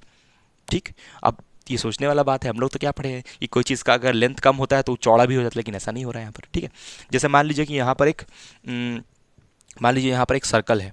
ठीक है, जैसे मान लीजिए कि अच्छा, एक और बात, ये पेन का लेंथ हमको चिपका हुआ, मतलब कि दबा हुआ, मरा हुआ, इस पेन का लेंथ हमको कम कब दिख रहा है? जब ये पेन रुका हुआ है या जब ये पेन चल रहा है? तो आपका जवाब होगा सर, जब ये पेन चल रहा है तो आपको इसका लेंथ कम दिख रहा है, और चल रहा नहीं है, बहुत तेज चल रहा है, स्पीड ऑफ लाइट के नियरली चल रहा है, तब ये लेंथ, इस पेन का लेंथ हमको कम दिख रहा है। तो देखिए, हम यहाँ पर 2 फ्रेम फिर से लिए हैं, एक एस फ्रेम लिए हैं और दूसरा क्या लिए? S dash frame. S dash frame में हम ये मान के चल रहे हैं कि ये पेन क्या है? मूविंग, इस पेन को हम मूविंग मान रहे हैं। तो जो एस डैश फ्रेम में होगा, जो आदमी एस डैश फ्रेम में होगा, उसको इस पेन का लेंथ जितना है उतना ही दिखाई पड़ेगा। सर कैसे? अरे भैया देखिए, पीजी मेरा दोस्त है और मेरा दोस्त पीजी इस पेन को लेके दौड़ रहा था साथ में, तो पीजी ही ना लेके दौड़ रहा था, तो पीजी को इसका लेंथ थोड़ी कम दिखाई पड़ेगा। अरे भैया मान लीजिए कि पीजी ऐसे पेन लेके दौड़ रहा है, हम यहां से देखते हैं, बोलते हैं अरे पीजी तो स्पीड ऑफ लाइट से दौड़ रहा है, और पीजी के स्पीड ऑफ लाइट के कंपेरेबल दौड़ रहा है, स्पीड ऑफ लाइट के बराबर नहीं, स्पीड ऑफ लाइट के कंपेरेबल। तो हम देखेंगे अरे पीजी तो स्पीड ऑफ लाइट के कंपेरेबल दौड़ रहा है, तो यानी कि पीजी के हाथ में जो पेन है, ये जो मार्कर है, इसका 20 नहीं रहेगा, हमको ये क्या दिखाई देगा? 5 दिखाई देगा। लेकिन पीजी को कितना दिखाई देगा, हम ये पूछ रहे। 2 लोग हैं ना यहाँ पर, पीजी है और एक हम है। तो पीजी जो मेरा दोस्त है, उसको इस पेन का लेंथ कितना दिखाई देगा? उसको जितना है उतना ही दिखाई देगा, क्योंकि उसके हाथ में है ना मार्कर, वो क्योंकि वो उस वही तो है जो मार्कर को लेकर दौड़ रहा है साथ में। तो पीजी को जितना इस पेन का लेंथ है वही दिखाई देगा, लेकिन बदलाव किसको दिखेगा? हमको दिखेगा। हमको ये दिखाई देगा कि इस लेंथ का पेन क्या, इस पेन का लेंथ क्या हो गया? कम हो गया है, वो हमको दिखाई पड़ेगा, क्योंकि हम रेस्ट पे है ना, और मेरा जो दोस्त है वो तो मोशन में है। तो जो आदमी मोशन में रहेगा उसको पेन का जितना लेंथ है उतना ही दिखाई पड़ेगा। जो आदमी रुका हुआ रहेगा, यानी कि रेस्ट फ्रेम में रहेगा, वो बर्बाद हो जाएगा, उसको इस पेन का लेंथ क्या दिखाई देगा? कम बेसी होते दिखाई देगा। तो ये जो एस फ्रेम वाला आदमी है, इस एफ फ्रेम वाला आदमी का ऑब्जर्वेशन क्या दिखाई देगा? इसको इस पेन का लेंथ कम दिखाई देगा, कम। और ये जो एस डैश फ्रेम वाला है, उसको जितना है उतना ही दिखाई देगा, जितना है उतना ही दिखाई देगा, सेम। क्योंकि ये देखिए, ये क्योंकि ये जो आपका पेन है, देखिए वही पेन यहाँ पर हम बना दिए हैं, और इसको ऑब्जेक्ट भी आप बोल सकते हैं इसी पेन को। ठीक है, किसी का फ़ोन आ रहा है शायद, भाई क्लास ले रहे हैं, क्लास। हाँ, क्लास में ही है। अच्छा अच्छा अच्छा अच्छा, ठीक है भाई, फ्री होके करेंगे बात। ठीक है, okay okay okay okay okay okay. हाँ हाँ हाँ, है। हाँ, तो देखिए गाइस वही वाला ऑब्जेक्ट जो है हम यहाँ पर बना दिए। देखिए वही वाला जो आपका ऑब्जेक्ट है, यानी कि जो मेरा ये खूबसूरत मार्कर है, देखिए वही खूबसूरत मार्कर यहाँ पर बना हुआ है। एक्चुअली एक जन का कॉल आ गया था, खैर हम आपको बिल्कुल नहीं बताएंगे किसका आया था, क्यों आया था, वो सब नहीं। अब बिल्कुल भी हम टाइम वेस्ट नहीं करेंगे, जो हम बोले हैं एग्जैक्टली उसको हम पूरा करने की कोशिश करेंगे। तो देखिए इसका लेंथ देखिए कम हो गया, इसका लेंथ इतना हो गया। ठीक है, समझ में आया होगा आपको एकदम, बिल्कुल यहाँ तो कोई दिक्कत नहीं होगा। तो ये कम नहीं हो गया लेंथ, सॉरी, ये इसका ओरिजिनल लेंथ है ना, ये उसका ओरिजिनल लेंथ है। अच्छा, ये जो एच डैश फ्रेम वाला है, इसके बारे में हम क्या बताएं कि इसको जितना, इसका मार्कर का जितना लेंथ है उतना ही दिखाई देगा। हाँ, तो देखिए ना, इसीलिए इसको हम यहाँ पर बनाए हैं कि मतलब ये जो एच डैश फ्रेम वाला है उसको, इसका जो ओरिजिनल लेंथ है इस मार्कर का, मतलब जो मेरा दोस्त है पीजी, देखिए एच डैश फ्रेम तो मोशन में है ना, ये जो एच डैश फ्रेम है वो कांस्टेंट स्पीड वी से मूव कर रहा है। तो इस एच डैश फ्रेम को इस पेन का लेंथ में कोई बदलाव दिखाई नहीं देगा। हम यहाँ पर एस फ्रेम में है, यानी कि हम रुके हुए हैं, तो हमको दिखाई देगा ओ पेन का लेंथ कम हो गया, अच्छा, हमको कम दिखाई देगा। और बाकी जो मेरा दोस्त है, यानी कि जो एच डैश फ्रेम में मेरा दोस्त है, वो तो पेन के साथ साथ दौड़ रहा है, तो उसको तो पेन का जितना लेंथ है उतना ही दिखाई देगा, मेरे साथ ना गड़बड़ी होगा। अच्छा, अब ऐसा नहीं है दौड़ रहा है, इतना तेज दौड़ना पड़ेगा उसको, इसके कंपेरेबल, या तो इसके कंपेरेबल या तो इसके बराबर। अगर इसके बराबर दौड़ता है तब तो जोरदार हो जाएगा, लेकिन ऐसा वो कभी नहीं कर पाएगा। अगर बराबर दौड़ेगा तब तो इस पेन, इसका तो हमको लेंथ दिखाई नहीं पड़ेगा। समझ रहे हैं स्पेशल थ्योरी ऑफ रिलेटिविटी, मतलब कि हमको कुछ और दिख रहा है, हमको इस पेन का लेंथ कम दिख रहा है, और मेरा जो दोस्त है उसको इस पेन का लेंथ जितना है उतना ही दिख रहा है। जोरदार बात, हमको दिख रहा है 5, और मेरा जो दोस्त है पीजी वो तो बोल रहा है नहीं अभी भी 20 है, हम उसको लेके दौड़ रहे हैं पेन को तब भी 20 दिख रहा है हमको। हम बोलेंगे नहीं नहीं नहीं नहीं नहीं, हमको तो पहले ये 20 दिख रहा था, अब हमको 5 दिख रहा है। तो हम सही है या मेरा दोस्त सही है, आप बताइए। दोनों सही है, क्योंकि यहां पर दोनों टर्म रिलेटिव है। हम है रेस्ट पे और वो है मोशन पे, इसी को बोलते हैं स्पेशल थ्योरी ऑफ रिलेटिविटी। लेकिन एक मिनट, ये सब चीज़ ऐसे ही कहीं भी पॉसिबल नहीं है। ये नहीं कि आप कल गाड़ी लेके निकल जाए, अरे हमको तो इसका लेंथ कम दिखेगा कोई भी चीज़ का, ऐसा नहीं हो सकता है। स्पीड ऑफ लाइट के कंपेरेबल चलने से तब ऐसा फिनोमेना ऑब्जर्व होगा, जोरदार फिनोमेना, जोरदार। चलिए, तो हम लोग आते हैं अब इसका कैलकुलेशन पे कि ये जो पेन है इसका लेंथ कितना होगा, इसका कैलकुलेशन कैसे होगा। क्या इसका लेंथ इस पेन का मास पे डिपेंड कर रहा है? नहीं, कितना मास है इस पेन का उससे कोई मतलब नहीं है, मास पे, स्पीड पे डिपेंड कर रहा है, स्पीड पे। तो देखिएगा आपका जो अभी हम ये जो कॉन्ट्रैक्टेड लेंथ, इसको जो घट गया ना लेंथ, उसको कॉन्ट्रैक्टेड लेंथ बोलते हैं। तो कॉन्ट्रैक्टेड लेंथ किसको दिख रहा है? हमको दिख रहा है। और हम किस फ्रेम में है? एस फ्रेम में है। तो मान लीजिए इतना बड़ा है तो कॉन्ट्रैक्टेड लेंथ ये छोटा सा दिखाई देगा हमको, छोटू सा दिखाई देगा, ये हमको दिखाई पड़ेगा, और है इतना। ठीक है, तो ये कॉन्ट्रैक्टेड लेंथ हुआ एल। तो एल का मतलब यहाँ पर क्या है? कॉन्ट्रैक्टेड लेंथ, जो लेंथ घट गया है वो एल है। और जो ओरिजिनल लेंथ है वो क्या है? L not. ओरिजिनल लेंथ यहाँ पर हमको दिखेगा। यहाँ पर ओरिजिनल लेंथ क्यों दिखेगा? क्योंकि ये वाला फ्रेम आगे बढ़ते जा रहा है ना, ये तो रुक गया ना भैया। हम यहाँ पर खड़े हैं, हम यहाँ से खड़ा होकर देख रहे हैं, तो हमको इसका लेंथ ज़्यादा, हमको इसका लेंथ क्या दिखाई देगा?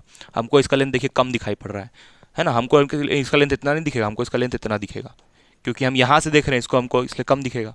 और अब ऐसा मत सोचिएगा कि वहाँ दूर से देखने, दूर का बात नहीं है यहाँ पर, दूर का बातें नहीं है, बात है यहाँ पर स्पीड का, क्योंकि ये जो पेन है ये स्पीड ऑफ लाइट से मूव कर रहा है, स्पीड ऑफ लाइट के नियरली इक्वल मूव कर रहा है। समझ में आना कि नहीं आया बोलिए?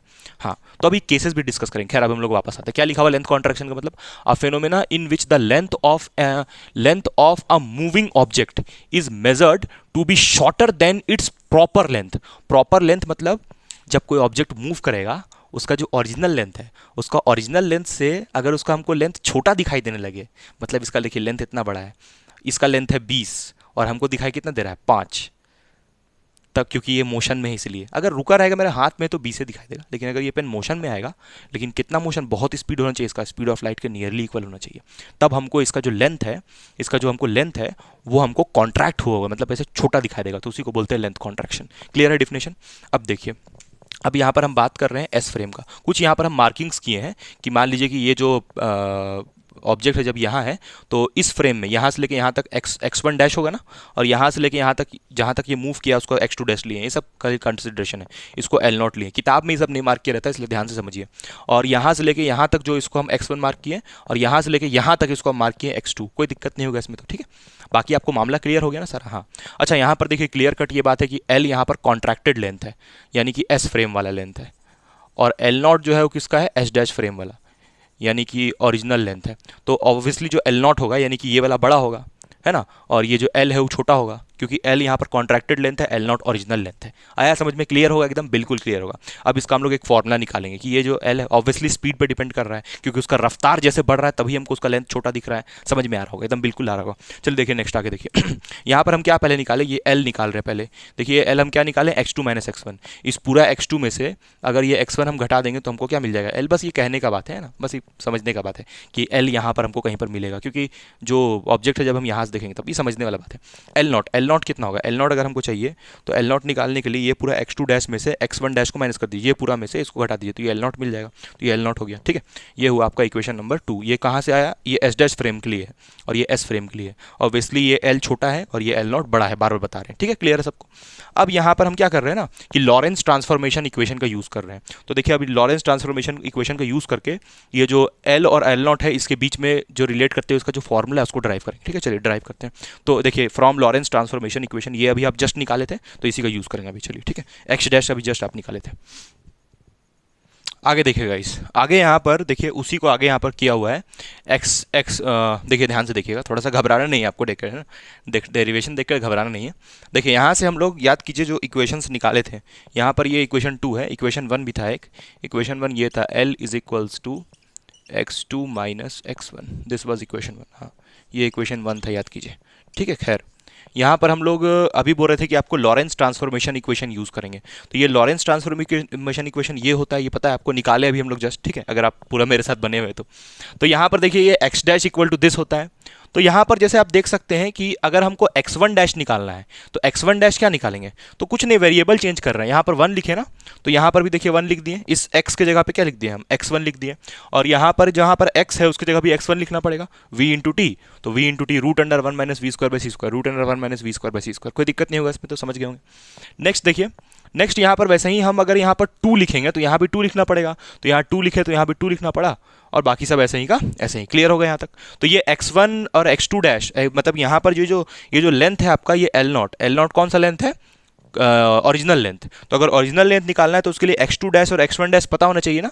तो हम क्या किए, लॉरेंस ट्रांसफॉर्मेशन इक्वेशन से दोनों निकाल लिए और दोनों को देखिए यहाँ पर लिखें, और इस वाले को हम मान रहे हैं इक्वेशन नंबर 3, इसको हम ले लिए इक्वेशन नंबर 3, और ये वाले को ले लिए इक्वेशन नंबर 4। अब ये दोनों इक्वेशन को 3 और 4 को देखिए भाई लिख रहे पुटिंग इक्वेशन 3 एंड 4 इन 2। तो ये इक्वेशन 3 और 4 को हम कहाँ पुट कर रहे हैं, 2 में, यानी ये वाला में, क्योंकि हमको एल नॉट का वैल्यू चाहिए। तो ये एल नॉट इक्वल टू क्या था, x2 dash minus x1 dash. तो x2 डैश का वैल्यू क्या है, ये रहा x2 डैश का वैल्यू, और x1 डैश का वैल्यू ये रहा। तो दोनों को यहाँ पर पुट कर दिए, तो दोनों को पुट किए तो देखिए ये मिलेगा आपको L not equals to x2 का वैल्यू x1 का वैल्यू, ठीक है। क्लियर है ना? तो ये एल नॉट हुआ। अब देखिए आगे इसको हम यहाँ सॉल्व किए हैं, ये एल नॉट वाला टर्म को आगे हम देखिए यहाँ पर सॉल्व किए हैं। तो यहाँ पर देखिए दोनों का एलसीएम सेम है, एलसीएम सेम है ना, तो दोनों का एलसीएम सेम है, तो एलसीएम ले लेंगे तो कितना होगा, root under 1 minus we square by C square. जोरदार समझ में आ रहा है कि नहीं बताइए, कमेंट कीजिए, कमेंट करके बताइए जोरदार समझ में आ रहा है कि नहीं। तो यहाँ पर root under 1 minus we square by C square, ठीक है। दोनों का एलसीएम सेम था तो ले लिए भाई। उसके बाद देखिए ये माइनस यहाँ जाएगा तो इसको क्या कर देगा, प्लस। तो देखिए यहाँ पर प्लस हो गया। अब प्लस हो गया तो ये वीटी और ये वीटी कट गया, x2 माइनस x1। अब देखिए x2 माइनस x1 का वैल्यू कितना था, L के बराबर, यानी कि L यहाँ पर कौन सा लेंथ है बताइए, L यहाँ पर कौन सा लेंथ है आप बताइए। L यहाँ पर है कॉन्ट्रैक्टेड लेंथ, जो S फ्रेम वाले को दिख रहा है, यानी जो हमको दिख रहा है, जो रेस्ट फ्रेम पे उसको दिख रहा है। तो ये x2 माइनस x1 की जगह L लिख लिया। ये कहाँ से आया, ये कहाँ से आया, फ्रॉम इक्वेशन 1। इक्वेशन 1 से हमको पता है कि x2 माइनस x1 का वैल्यू L होता है, बस ड्राइव हो गया, यही तो ड्राइव करना था। तो यहाँ से क्या आया फाइनल, हम यहाँ पर लिख दे रहे हैं, चलिए यहाँ से क्या आया आपका equation, L not is equals to L by root under 1 minus we square by C square. देखिए ये आपको मिला एल नॉट का वैल्यू। अब देखिए आप हमको क्या बताए थे हम कि एल नॉट बड़ा है एल नॉट बड़ा है, देखिए यहाँ से पता चल रहा है एल नॉट बड़ा है, ठीक है। एल नॉट बड़ा है और एल क्या है, छोटा है। अभी हम आपको करके दिखाएंगे, ऐसे देखने से लग रहा है कि अरे सर ये एल नॉट तो छोटा होगा ना, क्योंकि ये एल से इसको डिवाइड कर रहे हैं। देखिए हम यहाँ पर फिर से लिख दे रहे हैं क्लियर कट कि एल नॉट और एल में, ओ माई गॉड, देखिए मेरा मार्कर का इंक यहाँ से उड़ के आ गया, देखिए लाल लाल खतरनाक हुई ना, लाल आ गया एकदम। ये देखिए एल नॉट और एल में कौन बड़ा है, एल नॉट यहाँ पर ओरिजिनल लेंथ है और एल है कॉन्ट्रैक्टेड लेंथ, तो ऑब्वियसली कौन बड़ा होगा, एल नॉट। लेकिन इस फॉर्मूला को देखने से ऐसा लगता है कि जो एल नॉट है वो छोटा है, क्योंकि यहाँ पर ये डिवाइड हो रहा है। बट ये टर्म पता है आपको बहुत छोटा है, ये वाला टर्म बहुत छोटा है, इसलिए एल नॉट को कोई असर नहीं पड़ेगा। हम आपको बताते हैं अभी केस के थ्रू। तो इसमें छोटा छोटा केसेस है, 3 केसेस है। पहला केस ये है कि हम एकदम धीरे धीरे पेन को ऐसे मूव कर रहे हैं, धीरे धीरे मान लीजिए पेन ऐसे मूव कर रहा है, तो हमको इसका लेंथ में कोई बदलाव थोड़ी दिखेगा। अरे पेनवा ऐसे धीरे धीरे मूव करेगा तो इसका लेंथ में थोड़ी कोई बदलाव दिखेगा। यानी पेन जब ऐसे धीरे धीरे मूव करेगा तो ये एल नॉट और एल क्या हो जाएगा, बराबर। अब मान लीजिए पेन को पीजी लेके दौड़ता है स्पीड ऑफ लाइट के कंपेरेबल, तो ये पेन क्या होगा, ऐसे एकदम दिखाई देगा, ऐसे पार होते हुए हमको दिखाई देगा। तो इसका लेंथ हमको, अगर इसका लेंथ 20 सेंटीमीटर है तो हमको 5 दिखाई देगा। जब पीजी इसको स्पीड ऑफ लाइट के कंपेरेबल लेके दौड़ेगा तब है हमको इसका लेंथ 20 नहीं दिखाई देगा, कितना दिखाई देगा, 5। अब मान लीजिए कि पीजी जोश में आ जाता है और बोला कि अब हम स्पीड ऑफ लाइट के कंपेरेबल नहीं दौड़ेंगे, स्पीड ऑफ लाइट के बराबर दौड़ेंगे। तब जब ये पेन को स्पीड ऑफ लाइट के ये ऐसे दिखाई नहीं देगा, तब इस पेन का लेंथ हमको 0 दिखाई देगा। हाँ, इस पेन का ये जो लेंथ है ओरिजिनल वाला एल नॉट, इसका वैल्यू हमको 0 दिखेगा। कैसे भी हम आपको चलिए बताते हैं केस के थ्रू, चलिए करते हैं इसको हम लोग। छाप लीजिए इसको जब तक। हाँ गाइज, बड़ा ध्यान से केस चेक कीजिएगा, बड़ा ध्यान से केस चेक कीजिएगा। देखिए लेंथ कॉन्ट्रैक्शन में पहले हम आपको बता देते हैं। पहला केस में हम ये बताएंगे कि जो ऑब्जेक्ट है वो जो मतलब ये जो मेरा ग्रीन मार्कर है ये ऐसे धीरे धीरे जा रहा है, तो धीरे धीरे जा रहा है तो इसका लेंथ जितना है उतना ही दिखाई देगा हमको। तो देखिए वही बात है, ये देखिए ये आपका एकदम खूंखार फॉर्मूला, ये लेंथ कॉन्ट्रैक्शन का। एल नॉट यहाँ पर बता दे रहे हैं, एल नॉट यहाँ पर क्या है, एल नॉट के बारे में हम बता दिए थे पहले ही। एल नॉट यहाँ पर कौन सा लेंथ है, original length, original length, original length भाई जो 20 सेंटीमीटर जो आपको बता रहे हैं। और यहाँ पर एल क्या है, कॉन्ट्रैक्टेड लेंथ, जो लेंथ सिकुड़ गया, सिकुड़ा हुआ लेंथ, कॉन्ट्रैक्टेड लेंथ। लेंथ में कॉन्ट्रैक्शन क्यों होता है तो उसका रीज़न क्या है, स्पीड, क्योंकि देखिए फॉर्मूला में सिर्फ स्पीड आ रहा है, ठीक है। अब सुनिए, अब आपको हम ये भी बता देंगे ना कि जो एल नॉट है वो हमेशा क्या होगा, एल से, एल नॉट जो है वो हमेशा एल से क्या होगा, बड़ा होगा। एल से बड़ा होगा, एल के बराबर भी हो सकता है, एल नॉट एल के बराबर भी हो सकता है, लेकिन ऐसा कभी नहीं होगा कि जो एल है कॉन्ट्रैक्टेड लेंथ वो बड़ा हो, ऐसा कभी नहीं हो सकता है। तो इलॉजिकल बात हो गया, ठीक है। तो ये कंडीशन हमेशा आपको देखने को मिलेगा। तो तीनों केस इसी के ऊपर डिस्कस किया हुआ है। ऐसा भी कभी कभी होता है जो कि जो एल नॉट है वो 0 के भी बराबर हो जाता है, ठीक है। तो एल नॉट कैन ऑल्सो भी इक्वल टू 0, है ना, तो 0 के भी बराबर हो सकता है। अब देखिए यहाँ से देखिए, पहला केस हम क्या लेके चल रहे हैं कि मेरा पेन ऐसे धीरे धीरे जा रहा है, तो धीरे धीरे जा रहा है तो जितना उसका लेंथ है हमको उतना ही दिखेगा, इस पेन का लेंथ जितना है उतना ही दिखेगा, धीरे धीरे जाएगा। तो वही हम बोल रहे हैं कि जो पेन का स्पीड है, देखिए यहाँ पर v क्या है, speed of object, speed of object जो मूव कर रहा है, जो ऑब्जेक्ट मूव कर रहा है उसका स्पीड यहाँ पर v है। स्पीड ऑफ ऑब्जेक्ट लिखे ही हम, ठीक है, स्पीड ऑफ ऑब्जेक्ट v का मतलब। तो स्पीड ऑफ ऑब्जेक्ट जो है अभी वो स्पीड ऑफ लाइट से बहुत छोटा है, मतलब अगर speed of light 3 × 10⁸ metre per second है तो जो ऑब्जेक्ट का स्पीड है मान लीजिए वो 5 मीटर पर सेकंड है। मतलब पीजी अभी मरा हुआ है, मरा हुआ जैसे ऐसे चल रहा है धीरे धीरे, तो पेन का जितना लेंथ है उतना ही दिखाई देगा। तो ये फॉर्मूला देखिए हम यूज़ किए, L not is equals to L by root under, तो ये बहुत कम है तो स्पीड ऑफ लाइट देखिए ना इतना ज़्यादा होता है, और ये 5 है तो ये ना 0 होगा। अब सुनिए, स्पीड 0 नहीं है, स्पीड नियरली 0 है। मतलब कि देखिए जैसे मान लीजिए कि हमको लग रहा है कि हम बहुत अमीर है, तो मेरे से एक अमीर आदमी आता है जिसका 1 करोड़ सैलरी, मेरा 1 लाख सैलरी, तो हम अपने आप को सोच रहे हैं हम बहुत अमीर है, लेकिन उस 1 करोड़ वाले के सामने तो हम गरीब है ना, भिखारी नहीं। समझिए, मेरा सैलरी 1 लाख है, जो और लोग हैं जिन लोगों का सैलरी 5,000 होगा उसके कंपैरिजन में तो हम अमीर हैं, लेकिन जो 1 करोड़ वाला जिसका सैलरी है, जिसका सैलरी 1 करोड़ है, उसके सामने तो हम गरीब है ना।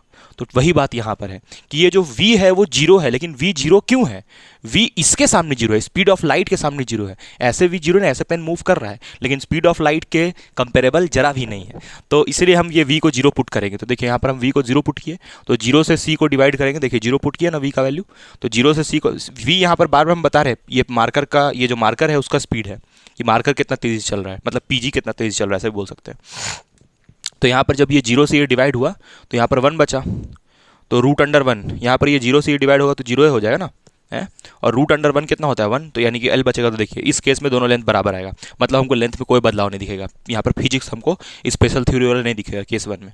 केस 2 में देखिए मेरा दोस्त को जोश आ गया और मेरा दोस्त क्या किया, स्पीड ऑफ लाइट के कंपेरेबल दौड़ने की कोशिश की, nearly equal to speed of light. देखिए case number 2, nearly equal to speed of light. अब देखिए यहाँ पर हम क्लियरली यहाँ पर मेंशन कर दिए कि ये ऐसा नहीं सोचिएगा कि स्पीड ऑफ लाइट के बराबर है, बिल्कुल नहीं, स्पीड ऑफ लाइट के बराबर नहीं, उसके कंपेरेबल। तो उसका कंपेरेबल दौड़ेगा, तो मान लीजिए कि इसका आंसर, इसका अब तो ये 0 नहीं होगा, अब तो इसका आंसर कुछ ना कुछ आएगा, तो इसको हम मान ले रहे हैं x, इसका आंसर मान लीजिए x आया, तो इस x को फिर हम कहाँ मल्टीप्लाई करेंगे, यहाँ मल्टीप्लाई करेंगे। तो इस x को हम यहाँ मल्टीप्लाई कर दिए, ये वाला x को हम यहाँ मल्टीप्लाई कर दिए, देखिए x यहाँ मल्टीप्लाई हो गया, तो जो l है वो किसके बराबर आ गया, x टाइम्स एल नॉट के बराबर आ गया, ठीक है। तो अब यहाँ पर तो आपको समझ में आ गया होगा, इस केस में मतलब हमको पेन का लेंथ कम दिखाई पड़ेगा, यानी एल क्या होगा, छोटा होगा, ठीक। ये एल यहाँ पर क्या होगा, एल और एल नॉट में कौन बड़ा होगा, एल नॉट बड़ा होगा इस केस में, मतलब हमको पेन अभी छोटा दिखाई पड़ेगा जब वो स्पीड ऑफ लाइट डायलेशन। ठीक है, चलिए नेक्स्ट टॉपिक हम लोग स्टार्ट करते हैं, कौन सा, टाइम डायलेशन। ठीक है, चलिए देखिए गाइस, टाइम डायलेशन क्या होता है। टाइम डायलेशन के बारे में यहाँ पर सारा बात पहले लिखा हुआ है, क्या लिखा हुआ उसको छोड़ दीजिए, हम समझाते हैं आपको टाइम डायलेशन। जैसे मान लीजिए कि हम यहाँ पर पृथ्वी पे हैं, मान लीजिए हम यहाँ पर हैं अर्थ पे, अर्थ पे हम रह रहे हैं, मस्त आराम से मस्त रह रहे हैं अर्थ पे, और मेरा दोस्त है पीजी, मेरा दोस्त पीजी को जोश आता है और वो खरीदता है एक तो रॉकेट। देखिए मेरा दोस्त जो पीजी है वो खरीदता है रॉकेट, और उस रॉकेट में तो घड़ी लगा हुआ है। ठीक है, उस रॉकेट में क्या लगा हुआ है, घड़ी लगा हुआ, टाइम वूम देखना रहता है उसको।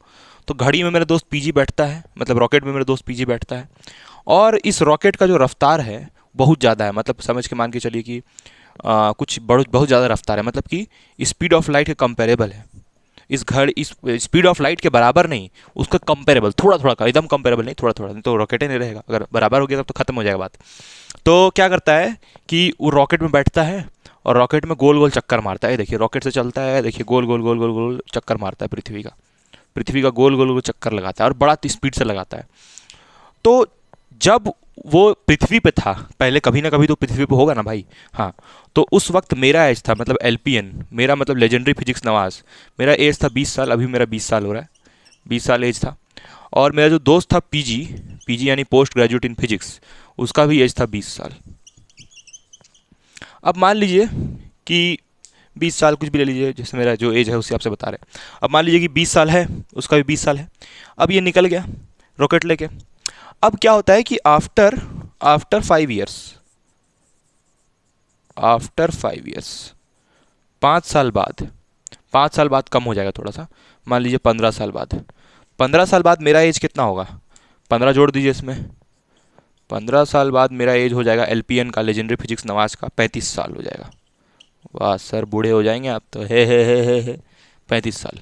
और मेरा जो दोस्त है पीजी, उसका भी एज कितना होना चाहिए, 35, लेकिन रुकिए, उसका एज 35 नहीं, उसका एज होगा 30 साल।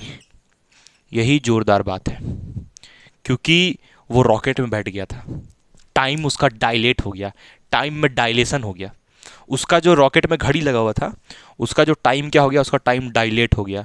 डायलेट होना मतलब टाइम का घटना होता है, टाइम डायलेशन, उसके लिए टाइम स्लो हो गया, क्योंकि वो बड़ा स्पीड से जा रहा था। ध्यान दीजिए, इस रॉकेट का स्पीड बहुत ज़्यादा है ना, इस रॉकेट स्पीड का फॉर्मूला क्या होता है, distance by time.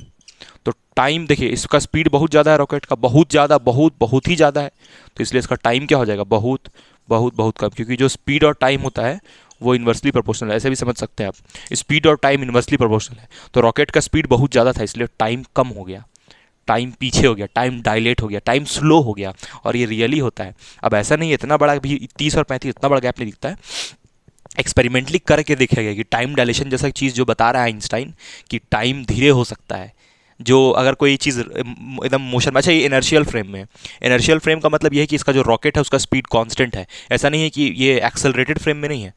Inertial frame का मतलब क्या होता है, देखिए यहाँ पर लिखा हुआ भी है इनर्शियल फ्रेम। इनर्शियल का मतलब होता है कि नो एक्सेलरेशन, एक्सेलरेट नहीं कर रहा है, नो एक्सेलरेशन, एक्सेलरेट नहीं कर रहा है, कांस्टेंट स्पीड से मूव कर रहा है, उसके बावजूद टाइम में डायलेशन हुआ, क्योंकि इसका स्पीड बहुत ज़्यादा था, कुछ ज़्यादा ही स्पीड से ये मूव कर रहा था, इसलिए इसका टाइम में क्या हो गया, डायलेशन हुआ। ठीक है, टाइम में डायलेशन हो गया, और टाइम में डायलेशन हुआ, कितना डायलेशन हुआ, 5 साल का। देखिए इसका भी होना चाहिए था 35 साल, लेकिन क्योंकि ये रॉकेट में बैठ गया इसलिए इसका साल घट गया, इसका एज घट गया, इसी को बोलते हैं टाइम डायलेशन। तो एक्सपेरिमेंटली जब ये करके देखा गया ना, तो पाया गया कि कुछ मिली सेकंड्स का, एक आदमी एक था एक्सपेरिमेंट करके देखा है ये, तो कुछ मिली सेकंड्स मतलब कि वो जवान हो गया था।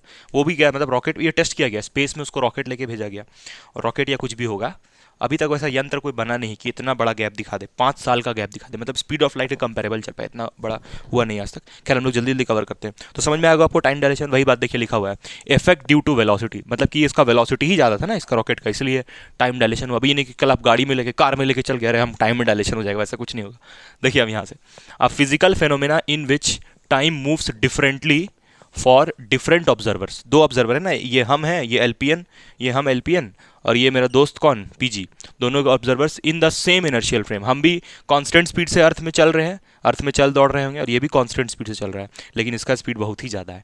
ठीक है, तो वही लिखा हुआ है, in the in time dilation, समझ गए होंगे ना ये, हाँ, उसके अकेले in time dilation time move slower. Time dilation मतलब टाइम का घट जाना।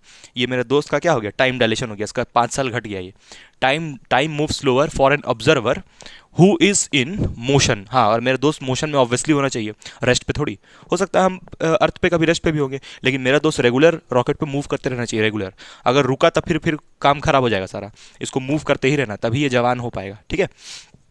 Who is in motion relative to another observer, मतलब ये मेरे रिलेटिव में मोशन में है ना, मतलब मेरे हिसाब से ये हर वक्त रॉकेट में घूमते रह रहा है, तब ना इसका ये होगा डायलेशन। अगर ये रुक गया तब तो फिर कहानी खराब हो जाएगा। समझ गए होंगे आप टाइम डायलेशन। तो टाइम डायलेशन का अब टाइम का फॉर्मूला, जैसे लेंथ में कॉन्ट्रैक्शन था, वैसे ही टाइम में क्या हो रहा है, डायलेशन।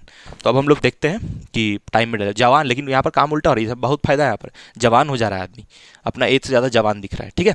तो हम लोग अब स्टार्ट करते हैं, इसका डेरिवेशन पे आते हैं कि इसका डेरिवेशन कैसे करना है। चलिए डेरिवेशन पे आते हैं। देखिए गाइस, टाइम डायलेशन का यहाँ पर हम लोग क्या कर रहे हैं, डेरिवेशन कर रहे हैं। देखिए टाइम डायलेशन का डेरिवेशन है ना, देखिए कैसे करना है। सबसे पहले हम लोग क्या किए ना कि एक ऑब्जेक्ट मान के चल रहे हैं, मतलब कि वही मेरा दोस्त का एरोप्लेन जो कि रेस्ट पे है। तो जब ये प्लेन रेस्ट पे है तो उसका स्पीड क्या है, 0 है, ठीक। तो उस वक्त मान लीजिए यहाँ से ऊपर से लाइट फॉल करता है, मान लीजिए हम ऊपर से नीचे ग्राउंड की तरफ, जमीन की तरफ लाइट भेजते हैं। तो जब लाइट भेजेंगे तो लाइट का स्पीड कितना होगा, सी स्पीड से लाइट नीचे आएगा, और कितना डिस्टेंस चलेगा, एक्स। तो ये लाइट जब आएगा यहाँ से टकराएगा, टकराने के बाद फिर वापस जाएगा, तो फिर डिस्टेंस कितना चलेगा, एक्स। तो टोटल डिस्टेंस कितना चला, जैसे मान लीजिए कि आप यहाँ से अपना घर से स्कूल जाते हैं, तो घर से स्कूल चलते हैं एक्स, उसके बाद आते भी तो है एक्स, तो ठीक वैसे ही ये लाइट आया एक्स और गया भी एक्स, तो डिस्टेंस कितना हो गया इसका, 2x। स्पीड कितना था, तो स्पीड ऑफ लाइट से आ रहा है ना, तो स्पीड ऑफ लाइट कितना होगा, c। टाइम इसको कितना लगा, t0 एक ऐसे ही टाइम मान रहे हैं। ये देखिए बचपन वाला formula, distance equal to speed into time. तो इसका टाइम यहाँ से कितना निकलेगा, टाइम अगर यहाँ से निकालना है तो क्या कीजिएगा आप, ये c को नीचे भेज दीजिए। तो देखिए ये c को नीचे भेज दिए, तो ये देखिए ये टाइम आ गया उसका, ठीक। अब हम क्या मान के चल रहे हैं कि जो मेरा रॉकेट है अब वो मोशन में है। तो रॉकेट जब ऐसे आगे बढ़ेगा, रॉकेट अब किस में आ गया, मोशन में आ गया।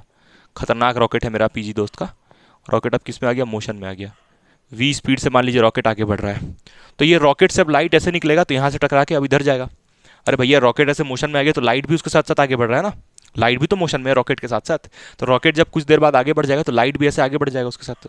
ये बताया हुआ आपको माइकलसन मोरले एक्सपेरिमेंट में। खैर अब यहाँ पर ये रॉकेट v स्पीड से जा रहा है, तो यहाँ से यहाँ तक का स्पीड टोटल कितना होगा, तो v into capital T. Total speed कितना होगा, v इंटू कैपिटल टी होगा स्पीड, ठीक है।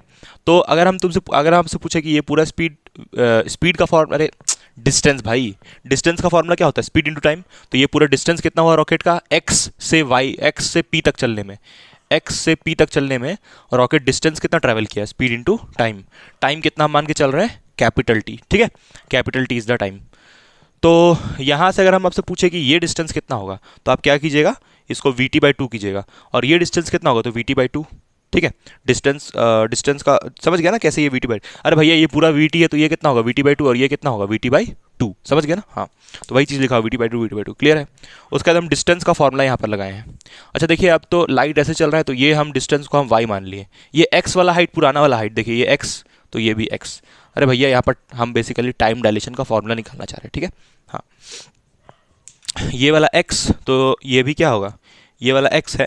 अच्छा देखिए टाइम अलग अलग लिए हैं, यहाँ पर टाइम हम t0 लेके चल रहे थे, और यहाँ पर टाइम हम क्या ले रहे हैं, t, क्योंकि ये वाला जो टाइम था ये तो यहाँ से यहाँ तक जाने का था, लेकिन ये टाइम ऐसे ऐसे जाने वाला टाइम है, तो इसलिए इसको हम कैपिटल T ले रहे हैं, ठीक है, क्लियर है ना, हाँ। अब ध्यान से देखिए, अब यहाँ से ये vt/2 हो गया ना, ये डिस्टेंस vt/2 तो यहाँ पर लिख दिया, ठीक है। और ग्राउंड पे देखिए लाइट स्ट्राइक कर रहा है। डिस्टेंस का फॉर्मूला स्पीड इनटू टाइम, तो ये डिस्टेंस हम कितना मान के चल रहे हैं, y। उसके बाद y इधर भी गया, तो y प्लस y कितना हो गया, 2y। उसके बाद फिर यहाँ पर स्पीड कितना, c, टाइम t, ठीक है, क्लियर है। यहाँ से यहाँ तक जाने में टाइम कितना लेता है, t। अरे भैया यहाँ से यहाँ तक जाने में रॉकेट टाइम t ले रहा है ना, तो ये लाइट भी यहाँ से यहाँ तक जाने में टाइम कितना लेता है, t लेता है, समझ में आया ना। रॉकेट ऐसे गया तो उसको टाइम लगा कैपिटल T, और ये लाइट भी ऐसे से ऐसे करने में टाइम कितना लिया, कैपिटल T, ठीक है। तो अब यहाँ से हम y निकाल रहे हैं, तो ये 2 को नीचे भेज दिए, तो ये आया मेरा इक्वेशन नंबर 2, कोई डाउट नहीं होगा इसमें, ये y निकल गया, y ये टेढ़ा वाला डिस्टेंस है, ठीक। अब हम क्या कर रहे हैं कि यहाँ पर एक ट्राइंगल ले रहे हैं। कौन सा ट्राइंगल, देखिए ये वाला ट्राइंगल आपको दिख रहा होगा यहाँ पर, ये देखिए ये ट्राइंगल, इसको तो ग्राउंड इसको बोल रहे हैं, ये जमीन है, जमीन से लाइट टकरा रहा है। इस पॉइंट को हम ले लिए g, तो ये ट्राइंगल आपको दिख रहा है x g y, ये ट्राइंगल दिख रहा है x g y, तो यहाँ पर 90 बन रहा होगा। तो 90 के सामने ये क्या है, हाइपोटेनियस। 90 के सामने ये क्या है, हाइपोटेनियस। तो हाइपोटेनियस का स्क्वायर इक्वल टू परपेंडिकुलर कौन है, ये वाला परपेंडिकुलर है, दिस इज परपेंडिकुलर, या फिर इसको भी आप परपेंडिकुलर बोल सकते हो। तो ये एक्स को हम मान रहे हैं perpendicular, perpendicular cross square plus base कौन हुआ, बेस ये वाला हुआ। भैया ये ट्राइंगल दिख रहा है ना आपको, इसी ट्राइंगल के ऊपर बात कर रहे हैं हम, ठीक है, दिस ट्राइंगल, ठीक। तो वही यहाँ पर लगा दिए पाइथागोरस थ्योरम, ठीक है, कोई दिक्कत नहीं होगा। अब यहाँ से देखिए ये जो एक्स वाई है, ये एक्स वाई यानी कि बेस, बेस का वैल्यू कितना है वी टी बाई टू, देखिए यहाँ पर निकाले we T by two, capital T लिए हम वी टी बाई टू। तो उसके बाद फिर ये स्क्वायर जब खुलेगा तो इसका भी स्क्वायर होगा, इसका भी स्क्वायर, टू का स्क्वायर फोर, कोई डाउट नहीं होगा। वाई स्क्वायर, अब देखिए हम क्या किए, एक्स स्क्वायर निकालना था, तो एक्स स्क्वायर निकाला था, उसको उठा के इधर भेज दिए, तो नेगेटिव हो जाएगा ये वाला उधर जाके, ठीक। तो ये देखिए ये एक्स स्क्वायर का वैल्यू आया, कोई डाउट नहीं होगा। उसके बाद हम यहाँ पर से क्या किए, हम यहाँ पर से दोनों का एलसीएम ले लिया, तो यहाँ पर 4 हो गया। उसके बाद फिर यहाँ पर T square by 4, T square by 4 दोनों में कॉमन था तो बाहर निकाल लिए, तो ये अभी हमको एक्स स्क्वायर का वैल्यू निकला। चलिए अब आगे हम सॉल्व करते हैं। एक्स स्क्वायर यानी कि ये एक्स निकालना है हमको, तो अब ये स्क्वायर को हम इस तरह भेज देंगे तो रूट आएगा। चलिए आगे सॉल्व करते हैं, तब टाइम डायलेशन का फॉर्मूला निकलेगा। देखिए इसके बाद हम यहाँ पर सॉल्व किए हैं, इसके आगे देखिए क्या है, यहाँ पर देखिए T square is equals to 4x square by C square minus we square, कोई दिक्कत नहीं होगा इसमें, तो ठीक है। यहाँ पर देखिए ये अभी, अरे भैया ये वाला इक्वेशन देख रहे हैं ना, X square equal to this line, यहाँ पर एक्स क्या था, एक्स यहाँ पर हाइट था ना, हाइट था, एक्स यहाँ पर हाइट था, और यहाँ पर टी क्या है, टी यहाँ पर वही टी, व्हाट इज टी, आप बताइए टी क्या है, सोच के बताइए आप टी क्या है, ठीक है। और यहाँ पर ठीक है, समझ गए हो ना, चलिए यहाँ तक तो कोई दिक्कत नहीं होगा। अब देखिए, अब यहाँ पर से हमको ये टी स्क्वायर चाहिए, क्योंकि हमको तो वही टाइम डायलेशन का फॉर्मूला निकालना है, तो हम ये 4 को इस तरफ भेज देंगे। तो ये देखिए 4 को इस तरफ हम भेज देंगे तो ये क्या हो जाएगा, यहाँ पर चलिए सॉल्व करके हम आपको बताते हैं। जब हम इसमें 4 को इस तरफ भेजेंगे तो कितना हो जाएगा, 4x स्क्वायर है ना, ये इधर गया तो इक्वल्स टू क्या, T square C square minus we square, यही होगा। जब हम ये 4 को इधर भेजेंगे तो 4x स्क्वायर हो जाएगा और ये वैसे ही बचेगा। हमको यहाँ से टी स्क्वायर चाहिए, तो अगर टी स्क्वायर चाहिए तो हम इसको कहाँ भेजेंगे, नीचे भेजेंगे, तो कितना होगा 4x square by C square minus we square, तो ये आएगा, ठीक है। तो यही वाला इक्वेशन देखिए हम यहाँ पर लिखे हैं, ये देखिए यहाँ पर लिखे हैं। अब यहाँ से देखिए सी स्क्वायर माइनस वी स्क्वायर था ना नीचे, तो अगर हम यहाँ से सी स्क्वायर बाहर निकालेंगे तो ये मिलेगा ना, ये पता है ना आपको, ये वाला यहाँ पर करके बता देते हैं हम। सी स्क्वायर माइनस वी स्क्वायर को आप कैसे लिख सकते हैं, और इसमें से देखिए सी स्क्वायर अगर कॉमन निकालिएगा तो यहाँ पर हो जाएगा 1 minus we square by C square. तब फिर ये सी स्क्वायर जब अंदर जाएगा यहाँ पर, फिर यहाँ पर जाएगा तो ये वापस यही आ जाएगा घूम के, ये आपको समझ में आना चाहिए, बीएससी में है आप, ये समझ में आना चाहिए आपको, ठीक है। तो इसके बाद ये स्टेप हुआ है ना। अब ये स्क्वायर को हम इस तरफ भेजें, तो स्क्वायर को इस तरफ भेजेंगे तो ये स्क्वायर से रूट कैंसिल, इसका स्क्वायर से रूट कैंसिल, और 4 का कितना होगा, रूट 2 होगा, तो ये 2x बचा, स्क्वायर से रूट ये इसका, लेकिन इस ये रूट जो है इसके लिए तो होगा ना, तो इसमें रूट लगा दिए, ठीक है। उसके बाद देखिए हम यहाँ सॉल्व किए, फिर ये रहा। फिर इसके बाद देखिए यहाँ पर ये t, अब देखिए आपको पहले पता था कि ये जो 2x बाई सी है ये आप निकाल चुके थे, ये आपका इक्वेशन 1 था शायद, याद कीजिए फर्स्ट वाला आप जो इक्वेशन लिए थे, अरे भाई ये वाला, कि जैसे यहाँ पर आपका जब रेस्ट पे था, वो आपका जब वो जो एरोप्लेन था वो रेस्ट पे था, तो यहाँ पर जब ऐसे आया ये स्लाइड ऐसे गया तो इसको आप x लिए थे ना, है ना, 2x था, जाने का डिस्टेंस आने का 2x हो गया था, स्पीड ऑफ लाइट c था, तो आप ये निकाले थे टी नॉट, तो आप ये जो 2x बाई सी है इसकी जगह क्या डाल दिए, टी नॉट, तो यहाँ पर हम देखिए रीज़न लिख दिए कि टी नॉट इसके बराबर होता है, तो टी नॉट लिख दिए, यही टाइम डायलेशन का फॉर्मूला हो गया, ठीक है। और ये रूट अंडर, तो देखिए टाइम में डायलेशन होता है, टाइम में डायलेशन कितना से होता है, इतना से टाइम डायलेशन होता है। अच्छा एक और बात, यहाँ पर ये बोला था ना कि जो टाइम डायलेशन है इसमें एक टर्म होता है, एक टर्म स्टिम्युलिटी होता है, एक टर्म क्या बोलते हैं उसको, आपका सिलेबस में भी है, SIMULT, सिमुलेंटिनिटी, पता नहीं क्या है यार, वो एक टर्म है हमको प्रोनाउंस करने नहीं आ रहा है, ऑक्सफोर्ड, माई इंग्लिश ऑक्सफोर्ड, तो स्टिम्युलेटिव करके पता नहीं कोई टर्म होता है, स्टिम्युलिटी चलिए हम बोल रहे हैं, आप समझ जाइएगा। अरे ये ऐसा कुछ लिखा हुआ है SIMU, एक्चुअली ये जो DU का सिलेबस में है ना, सिर्फ इसका मतलब हम बता देते हैं आपको, लेकिन क्या है एक्चुअली हमको नहीं पता, मतलब स्टिमुलेंटेनिटी, स्टिमुलेंटेनिटी पता नहीं क्या है जी। तो ये वाला जो टर्म है ना स्टिमुलेंटेनिटी, टॉपिक ही है लिखा हुआ है सिलेबस में, तो ये जो स्टिमुलेंटेनिटी है इसका मतलब क्या होता है कि जैसे मान लीजिए कि अगर हम पृथ्वी पे हैं तो हमको लग रहा है कि पीजी का जो एज है, पीजी का एज क्या हो रहा है, कम हो जा रहा है, तो उसको भी लग रहा हो कि अरे मेरा एज बढ़ जा रहा है, तो मतलब दोनों के लिए होता है टाइम डायलेशन, मतलब उसको भी फर्क दिखाई दे रहा है कि ओ ये तो बड़ा हो गया, नहीं हमको क्या दिखेगा, हमको ये दिखेगा कि उसका एज कम हो गया पीजी का एज, लेकिन पीजी को क्या दिखेगा कि मेरा एज बढ़ गया, तो दोनों को उल्टा उल्टा दिख रहा है ना ऑब्जर्वेशन। तो वही बोल रहा है कि जो टाइम डायलेशन है उसमें स्टिम्युलिटी होता है, स्टिम्युलिटी क्या है आपको वो एग्जैक्ट टर्म हम एक बार लिख देते हैं आपके लिए, ठीक है, क्या टर्म एक बार लिख देते हैं एक बार आप, चलिए ये समझ गए होंगे ना आप। चलिए हम आपको एक बार स्टिम्युलिटी अभी पढ़ा देते हैं, जो टॉपिक है पता नहीं उसका क्या प्रोनाउंसिएशन है, चलिए हम लोग आते हैं उस टॉपिक पे, ठीक है। चलिए देखिए स्टिमुलटेनिटी बोल सकते हैं आप इसको, साइमल्टेनियस भी बोलते हैं हम लोग इसको, है ना। स्टिमुलटेनिटी बस एक नया नाम दिया, स्टिमुलटेनिटी। साइमल्टेनियस भी आप इसको बोल सकते हैं। स्टिमुलटेनिटी इसका क्या मतलब होता है कि जो स्पेशल थ्योरी ऑफ रिलेटिविटी है उसके हिसाब से, स्पेशल थ्योरी ऑफ रिलेटिविटी के हिसाब से मान लीजिए कि मेरे पास एक फ्रेम है एस फ्रेम, मेरे पास एक फ्रेम है एस फ्रेम। इस एस फ्रेम में दो बम रखा हुआ है और दो बम एस डैश फ्रेम में भी है, सेम बम है, दोनों सिमेट्रिकल है, सब चीज़ सेम है। और मान लीजिए कि ये दो बम यहाँ फूटता है और ये दोनों बम सेम डिस्टेंस पे यहाँ पर है, यहाँ पर सेम डिस्टेंस पे। लेकिन जब ये बम अच्छा साथ में ब्लास्ट करता है, चारों बम एक साथ फूट रहा है, लेकिन जब ये एस फ्रेम में दोनों सेम टाइम पे फूट रहा है, बट एस डैश फ्रेम में दोनों को अलग अलग समय लग रहा है। क्यों?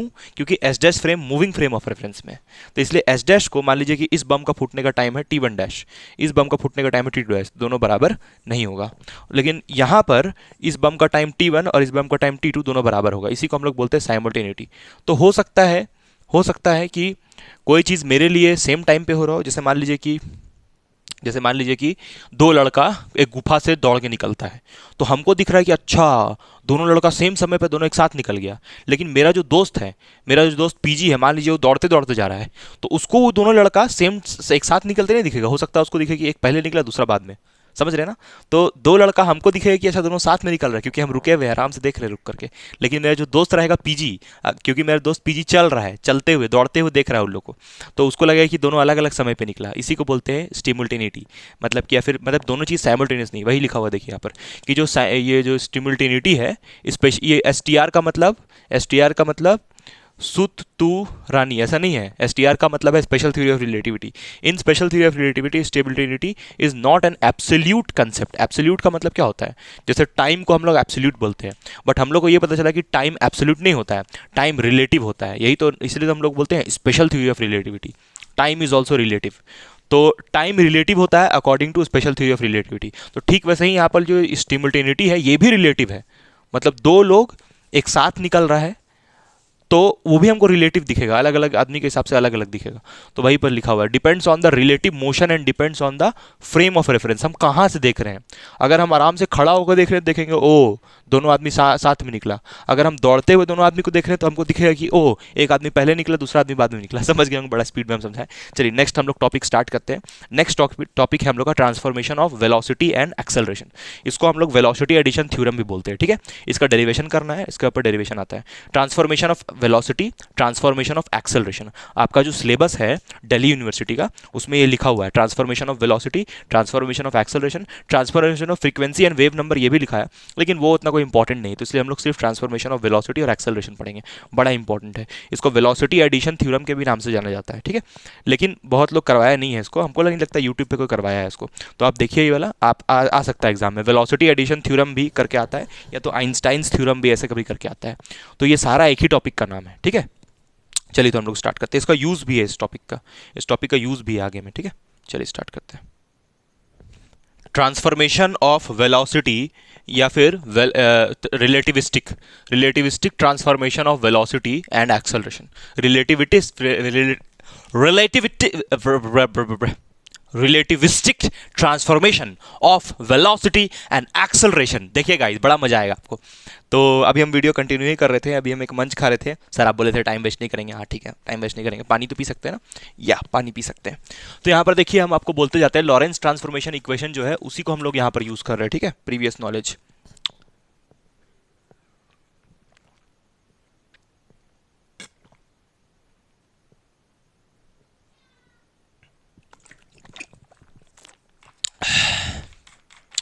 हाँ भाई, तो देखिए बोतल हो चुका है इतना खाली।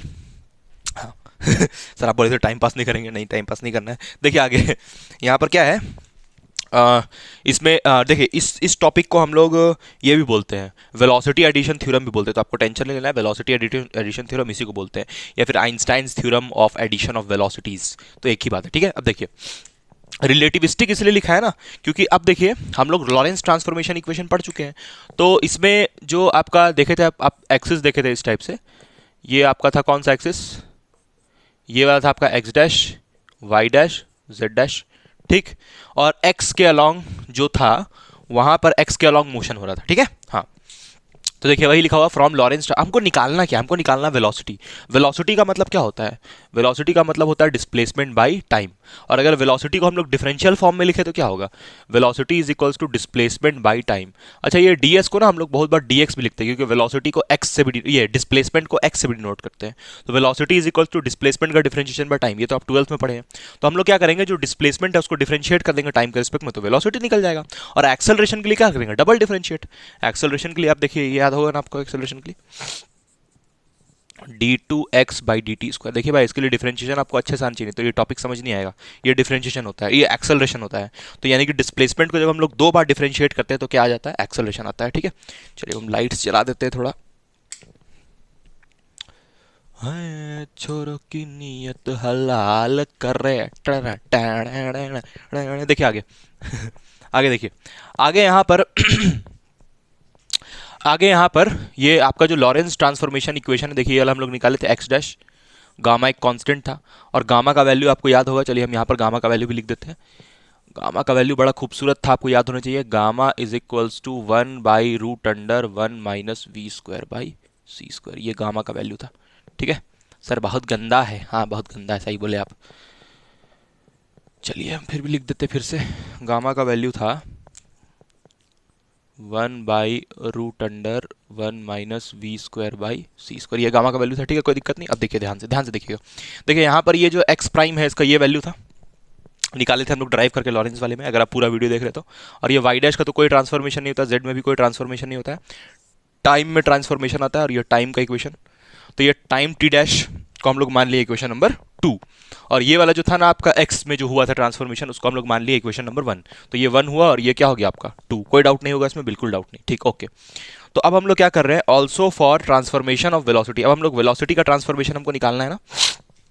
तो वेलोसिटी का मतलब हम बताए थे डिस्प्लेसमेंट बाय टाइम। तो देखिए ये रहा velocity along x axis, initial velocity, displacement by time. वही वाई एक्सिस का डिस्प्लेसमेंट बाय टाइम, जेड का भी डिस्प्लेसमेंट बाय टाइम।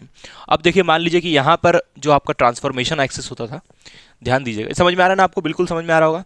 ये बस लॉरेंस ट्रांसफॉर्मेशन इक्वेशन लिखा हुआ है, इसका हेल्प लेंगे हम लोग वेलोसिटी और एक्सेलरेशन को ड्राइव करने के लिए। ठीक है, ओके।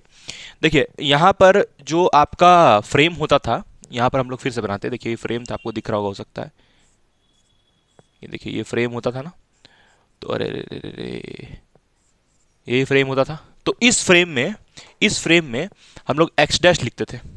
तो यहाँ पर जो वेलोसिटी होगा उसको क्या लिखेंगे, यू एक्स डैश।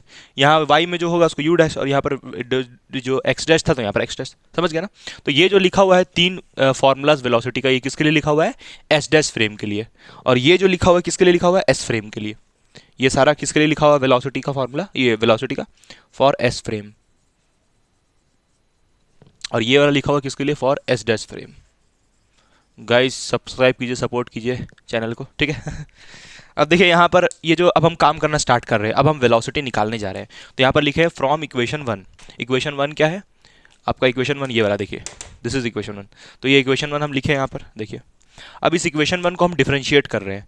तो आप ध्यान से चेक करिए, ये जो डिस्प्लेसमेंट एक्स डैश है वो वेरिएबल है। तो ये वेरिएबल है तो इसका डिफरेंशिएट क्या होगा, डी एक्स डैश। गामा तो कांस्टेंट है तो गामा को गामा लिख दिए। और ये एक्स का एक्स भी यहाँ पर क्या है, वेरिएबल है। तो ये एक्स का डिफरेंशिएट क्या होगा, डी एक्स। लेकिन ये v क्या है, आप बताइए सोच के, v क्या है। v का मतलब है यहाँ पर speed of S dash frame. देखिए ये एस डैश फ्रेम ऐसे मूव करता है ना, तो ये एस डैश फ्रेम का स्पीड क्या है, v। और ये v क्या होता था, कांस्टेंट। याद कीजिए, हम आपको बहुत बार बताए हैं कि जो एस डैश फ्रेम होता है वो कांस्टेंट स्पीड से मूव करता है। तो इसलिए v का डिफरेंशिएट नहीं होगा, टाइम का डिफरेंशिएट होगा, क्या चीज, dt। कोई डाउट नहीं होगा इसमें। ठीक है, तो यहाँ से ये देखिए ये वैल्यू आ गया dx का। अब हम क्या किए यहाँ से, dt दोनों में से कॉमन निकाल लिए, ये दोनों में से dt कॉमन निकाले। तो जब dt कॉमन निकालेंगे तो यहाँ पर dt से डिवाइड करना पड़ेगा तब, ताकि ये जो dt बाहर, क्योंकि यहाँ तो dt है नहीं ना, तो इसलिए यहाँ पर dt से डिवाइड कर दिए ताकि ये dt जब मल्टीप्लाई हो तो कैंसिल भी हो जाए। ठीक है, हाँ समझ में आ रहा होगा आपको, ओके। अब उसके बाद देखिए यहाँ ध्यान से, यहाँ पर से फिर हम dt यहाँ पर से कॉमन ले लिए। फिर देखिए यहाँ पर ये नीचे dt डिवाइड किया था ना, तो देखिए ना डिस्प्लेसमेंट बाय टाइम यहाँ पर क्या आ गया, देखिए ये डिस्प्लेसमेंट बाय टाइम। इसके जगह हम क्या लिख सकते हैं, डिस्प्लेसमेंट बाय टाइम के जगह यानी कि dx by dt। Displacement by time की जगह क्या लिख सकते हैं, वेलोसिटी। तो यहाँ पर देखिए ये dx बाई dt की जगह क्या लिख दिए, ux, यानी कि वेलोसिटी अलॉन्ग x। x इसलिए लिखे क्योंकि यहाँ पर x आया, अगर x डैश है तो यहाँ x डैश लिखते हैं, कोई डाउट नहीं होगा, ओके। उसके बाद यहाँ पर ये v ऐसे ही उतार दिया। तो ये देखिए एक इक्वेशन हमको मिल गया डिस्प्लेसमेंट का। अब ये डिस्प्लेसमेंट dx डैश मिला है, तो इस डिस्प्लेसमेंट को अगर टाइम के रिस्पेक्ट में डिफरेंशिएट कर देंगे तो क्या मिल जाएगा हमको, वेलोसिटी मिल जाएगा। जाएगा जो हमको निकालना है, ट्रांसफॉर्मेशन ऑफ वेलोसिटी। तो अभी हम लोग ऐसा नहीं करने वाले हैं, अब आप ये पूरा कॉपी कीजिए, फिर हम लोग बताते हैं कि इसके बाद क्या स्टेप करना है। चलिए, उसके बाद हम लोग ये जो टाइम का इक्वेशन दिख रहा है ना, ये टाइम का इक्वेशन, ये जो इक्वेशन नंबर 3 इक्वेशन नंबर 2 दिख रहा है, इस टाइम का इक्वेशन को डिफरेंशिएट करेंगे। ठीक है, बोथ साइड डिफरेंशिएट करेंगे। चलिए करते हैं डिफरेंशिएट, उसके बाद डिवाइड कर देंगे। आगे देखिए गाइस, आगे यहाँ पर देखिए कैसे करना है इसको। आगे हम लोग देखिए ये इक्वेशन dx डैश निकाल चुके थे, इसमें तो आपको कोई दिक्कत नहीं होगा। ये dx डैश हम लोग निकाल चुके थे, इसको यहीं पर रहने दीजिए। इसको इक्वेशन हम लोग क्या मान लिए 3, dx डैश निकला है। हमको निकालना है वेलोसिटी, और हमको पता है वेलोसिटी का फॉर्मूला क्या होता है, डिस्प्लेसमेंट बाई टाइम। तो हम देखिए ये जो टाइम का इक्वेशन था, याद कीजिए पीछे हम लिखे थे इक्वेशन नंबर 3, इसको माने थे। लॉरेंस ट्रांसफॉर्मेशन इक्वेशन से आया है ये, इसमें ज़्यादा टेंशन वाला बात नहीं है। ये लॉरेंस ट्रांसफॉर्मेशन इक्वेशन से ये टाइम वाला इक्वेशन आया। ठीक है, तो इस इक्वेशन को हम क्या किए, बोथ साइड डिफरेंशिएट कर रहे हैं। तो ये टाइम तो वेरिएबल होता है, तो इसका डिफरेंशिएट क्या होगा, dt डैश। इस टाइम का डिफरेंशिएट dt। यहाँ पर देखिए ये v क्या है, v तो कांस्टेंट है ना, क्योंकि ये जो v है वो किसका स्पीड है, वो एच डैश फ्रेम का स्पीड है, एच डैश फ्रेम का स्पीड है। और एच डैश फ्रेम मूव तो करता है लेकिन कांस्टेंट स्पीड से मूव करता है, तो ये v तो डिफरेंशिएट नहीं होगा, उसको बाहर कर दिए। c तो स्पीड ऑफ लाइट है, और c भी यहाँ पर क्या है, कांस्टेंट स्पीड ऑफ लाइट है, तो कांस्टेंट तो होगा ही भैया, तो इसलिए c को भी हम क्या कर दिए बाहर। ठीक है, यहाँ पर एक लाइन ड्रॉ किए देखिए हम बीच में। ठीक है, तो ये देखिए ये इस c को भी बाहर, और ये x का डिफरेंशिएट क्या होगा dx, और ये गामा भी कांस्टेंट है, तो गामा को ऐसे ही रख दिए। ठीक है, अब देखिए, अब ये गामा देखिए ऐसे ही बाहर चल रहा है। अब देखिए यहाँ पर से हमको dt बाहर निकालना था, तो अगर dt बाहर निकालना था तो यहाँ पर dt से क्या करना पड़ेगा, डिवाइड। तो देखिए यहाँ पर हम dt से डिवाइड कर दिए ताकि ये dt को हम कॉमन निकाल पाए। अब ये dx बाई dt क्या होता है, डिस्प्लेसमेंट यानी कि ux। अच्छा, dx बाई dt था, तो dx बाई dt है, इसलिए हम क्या लिख रहे हैं यहाँ पर, ux लिख रहे हैं। अगर ये रहता dx डैश बाई dt, तो इसको हम क्या लिखते हैं, ux डैश। गलत हो गया यहाँ पर, ये ऐसा नहीं लिख सकते हैं हम। यहाँ पर देखिए टाइम को भी देखना, टाइम यहाँ पर dt है, dt डैश थोड़ी है। हाँ, अगर यहाँ पर टाइम dt डैश होगा तब यहाँ पर ux डैश लिख सकते हैं हम। तो दोनों को देखना है, अगर दोनों में डैश लगा रहेगा तब ये, समझ गया ना, क्योंकि ट्रांसफॉर्मेशन हो रहा है तो दोनों का होना चाहिए, तब वहाँ पर आप डैश लगा सकते हो। उधर आपको दिख भी रहा है कि नहीं दिख रहा है, हाँ दिख तो रहा है, ठीक है, समझ गए होंगे आप। तो यहाँ पर देखिए यहाँ पर देखिए इसको हम बक्सा में डाल दिए जो डिफरेंशिएट करके लाए। अच्छा देखिए यहाँ पर dx बाई dt था, तो उसकी जगह ux लिख दिया, कोई दिक्कत नहीं होगा। इसको डब्बा में डाल दिया इक्वेशन 4। अब ये जो इक्वेशन 3 लाए थे और ये जो इक्वेशन 4 लाए थे, दोनों को डिवाइड मार दिए। डिवाइडिंग इक्वेशन 3 यानी कि ये dx डैश को dt डैश से डिवाइड किए। तो जब dx डैश और dt डैश डिवाइड होगा तो हमको क्या मिल जाएगा, वेलोसिटी ux डैश। देखिए dx डैश और dt डैश जैसे ही डिवाइड हुआ वैसे ही हमको ux डैश मिल गया, यानी कि इसका जगह हम ux डैश लिख सकते हैं, लिख दिए। और ये जो टर्म था जिसको हम इस, देखो यहाँ पर 3 को 4 से डिवाइड कीजिए, ये नहीं कि 4 को 3 से कर दिए, तब तो उल्टा हो जाएगा तब तो dt बाई dx आ जाएगा, उसको कोई मतलब नहीं होता है। ठीक है, तो यहाँ पर क्या आ गया, ux डैश। हाँ, अब ये ux डैश आया, और ये जो dx डैश है उसका वैल्यू ये है, dt डैश का वैल्यू ये है। ठीक है, यहाँ पर देखिए ये गामा से गामा कैंसिल, dt से dt कैंसिल, तो यहाँ पर क्या बचेगा, ux minus V by this. तो ux minus V by this is equation number 5। तो ये आ गया आपका transformation of velocity, this is transformation of velocity. ऐसे ही ये तो खाली x का आया ना, ऐसे ही हम लोग y का निकालेंगे, z का निकालेंगे। ठीक है, उसके बाद हम लोग क्या निकालेंगे, एक्सेलरेशन। चलिए तो आगे प्रोसीड करते हैं। ये इक्वेशन 5 हो गया आपका, इक्वेशन नंबर 5 समझ गए होंगे आप, समझ में आ रहा होगा। डिफरेंशिएशन लेकिन आपको आना चाहिए, अगर आपको डिफरेंशिएशन नहीं आता तो बड़ा कष्ट का बात है, क्योंकि अब बीएससी में है, डिफरेंशिएशन आपको अच्छे से आना चाहिए, डिफरेंशिएशन आना चाहिए, आना चाहिए, डिफरेंशिएशन आना चाहिए, आना चाहिए, आना चाहिए, आना चाहिए। चलिए आगे चलते हैं हम लोग। ठीक है, हाँ भाई ध्यान से देखना एकदम ध्यान से देखिए, ध्यान से देखना, ध्यान से देखिए सर, मैं देखना। हाँ देखो, यहाँ से हम लोग अभी हम लोग u का, इसका x का निकाल चुके थे, x का भी हम लोग निकाले थे यहाँ पर, उसको इक्वेशन नंबर हम लोग 5 माने थे, है ना। अब वैसे ही हम लोग अब y के लिए निकालेंगे, तो y के लिए तो आपको पता है कि y equal to y dash होता है, तो y का डिफरेंशिएट क्या होगा, dy, y डैश का डिफरेंशिएट क्या होगा, dy डैश। ठीक है, सिंपल होगा इसका डिफरेंशिएट, दोनों क्योंकि वेरिएबल है तो सिंपल होगा। फिर डिवाइड हम कर दिए। देखिए आपका इक्वेशन 4 आपको ध्यान में होना चाहिए, इक्वेशन 4 क्या था आपका, dt dash is equals to gamma 1 minus V C square ux into dt। ये आपका था इक्वेशन नंबर 4, बड़ा इंपॉर्टेंट था ये जो टाइम का इक्वेशन था, है ना, डिफरेंशिएट करके जो किए थे हम लोग डिफरेंशिएट टाइम को, लॉरेंस का जो 4th इक्वेशन था, बड़ा इंपॉर्टेंट है। तो इस 4th इक्वेशन देखिए, अब ये जो निकला है, ये 6 को फिर 4 से डिवाइड कर दो, तो ये जो 4 है, ये जो 6 है उसको हम 4 से डिवाइड किए, यानी कि इसको, ये dy को हम डिवाइड करेंगे dt से, और ये मतलब ये dy डैश को, सॉरी ये जो dy डैश है इसको हम dt से डिवाइड करेंगे, तो dy डैश को dt से डिवाइड किया, तो ये क्या हो जाएगा, मेरा वेलोसिटी अलॉन्ग y एक्सिस हो जाएगा, y डैश एक्सिस। ठीक है, और ये dy डिवाइड होगा इस वाले से, RHS से, सर दर्द कर रहा है, तो ये जो dy है यहाँ डिवाइड हुआ इससे ये डिवाइस क्या होता है ना कि अचानक से आप कुछ करते हैं, जैसे वीडियो हम बहुत लंबा शूट कर रहे हैं अभी, आपको टाइम उसमें कम दिख रहा होगा। हम स्टार्ट किए शूट करना वीडियो को 4 बजे से स्टार्ट किए। पहले तो दिन भर इसका प्रिपरेशन हुआ, फिर 4 बजे से हम वीडियो स्टार्ट किए शूट करना। 4 बजे से स्टार्ट किए, अभी 9 बजने वाला है, ठीक है, बड़ा लंबा है। चल देखें यहाँ से देखें यहाँ से, यहाँ पर से ये हो गया divide dash by D T. आपको भी एक बार में करना चाहिए इसको, डिवाइड बाय, जब हम बोर्ड में लिख सकते तो आप कॉपी में नहीं लिख सकते यार, ठीक है। ये divide dash by D T, ठीक है। तो यहाँ पर से ये जो देखिए, ये जो divide dash by D T कैसे आया, 1 मिनट, यहाँ पर ये डिवाइड डैश, हाँ ठीक है ठीक है ठीक है, सही है। यहाँ पर ये डी टी डैश, तो इसका वैल्यू देखिए, डी टी डैश का वैल्यू यहाँ पर लिखा हुआ है, और ये डिवाइड डैश का वैल्यू किसके बराबर है, डी वाई के बराबर। अब देखिए आप ये जो डी वाई है और ये जो डी टी, समझ में तो आ रहा है ना आपको।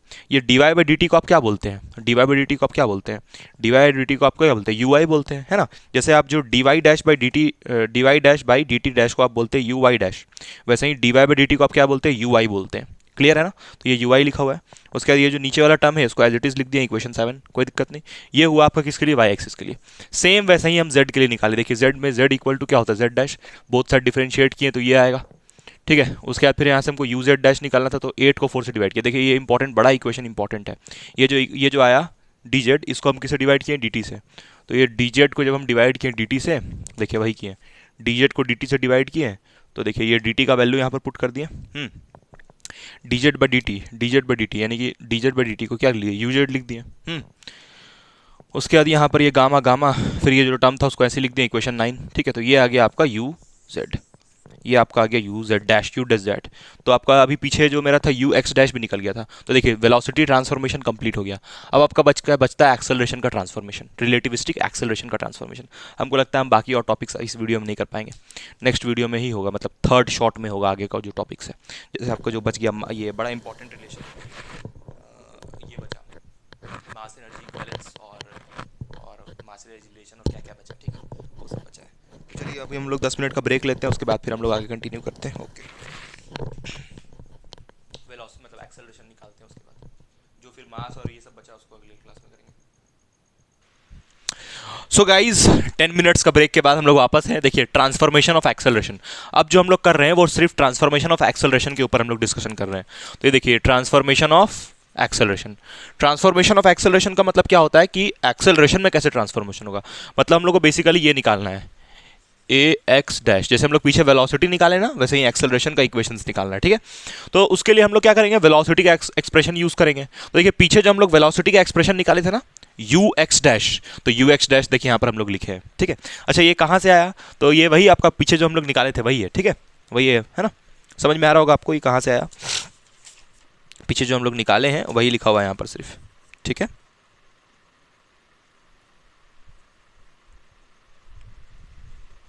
हाँ अब देखिए, अब यहाँ पर ये भी हम लोग पीछे अभी डिस्कस किए थे कि टाइम का इक्वेशन ये होता है, ये कहाँ से आया, ये तो लॉरेंस का ट्रांसफॉर्मेशन है, ये तो लॉरेंस का इक्वेशन है सिंपल, ये तो जो लॉरेंस का इक्वेशन है वो लिखा हुआ है, ये तो लॉरेंस का इक्वेशन लिखा हुआ है, ठीक है। तो ये टाइम का इक्वेशन होता है। अब यहाँ पर इस टाइम को डिफरेंशिएट करेंगे, बोलेगा सर आप तो इसको अभी डिफरेंशिएट कर चुके थे। अरे भाई तो आपको एग्जाम में हो सकता है सिर्फ ट्रांसफॉर्मेशन ऑफ एक्सेलरेशन पूछे, तब आपको ये इक्वेशन लिख सकते हैं, है ना, ये इक्वेशन लिख सकते हैं, लेकिन फिर जो टाइम का इक्वेशन है उसको लिख के डिफरेंशिएट करके दिखाना होगा। तो देखिए ये टाइम का इक्वेशन होता है टी डैश, उसको हम लोग बोथ साइड डिफरेंशिएट कर रहे हैं, तो यहाँ पर डी टी, यहाँ पर डी टी, तो इधर डिफरेंशिएट करेंगे तो डी टी डैश, इधर भी क्या करेंगे, इधर भी डिफरेंशिएट करेंगे तो क्या होगा डी टी। भाई पानी पानी पानी पानी एक बार पी लिया जाएगा गाइस, गाइज देखिए आपको समझ में आ रहा है कि नहीं डिफरेंशिएशन।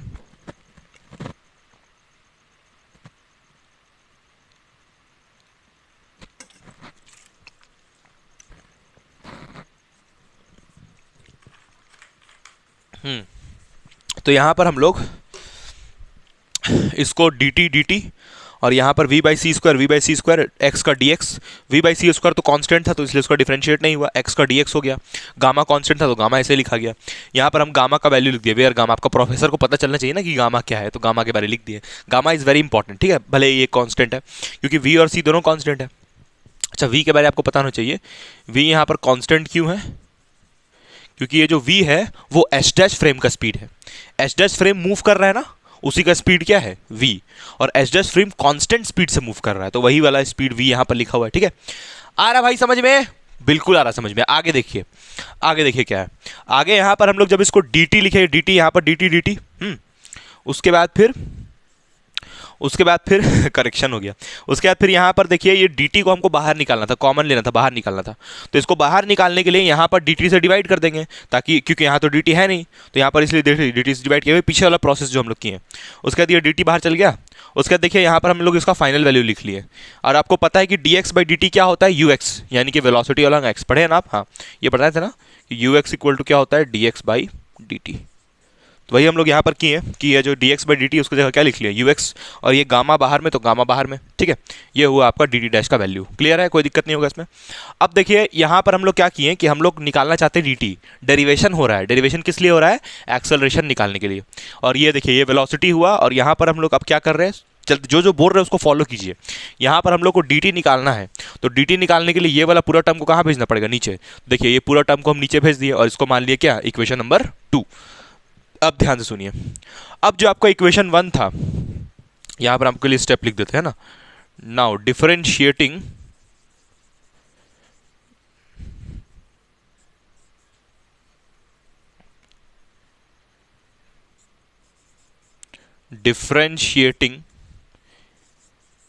इक्वेशन 1। इक्वेशन 1 को अब हम डिफरेंशिएट करने वाले हैं। इक्वेशन 1 क्या है, ये रहा इक्वेशन 1, वेलोसिटी जो ux डैश का है। तो इसको जब डिफरेंशिएट करेंगे किसके रिस्पेक्ट में, विथ रिस्पेक्ट टू टाइम, है ना, विथ रिस्पेक्ट टू टाइम के रिस्पेक्ट में डिफरेंशिएट कर रहे हैं। तो यहाँ पर नीचे में क्या हो जाएगा, ux डैश की जगह नीचे में क्या लिखेंगे, d/dt, और इधर भी क्या लग जाएगा, d/dt, और इसको डिफरेंशिएट करेंगे पूरे क्वांटिटी को। तो यहाँ पर देखिए वही लिखा हुआ है, d/dt, इसको डिफरेंशिएट कर रहे हैं।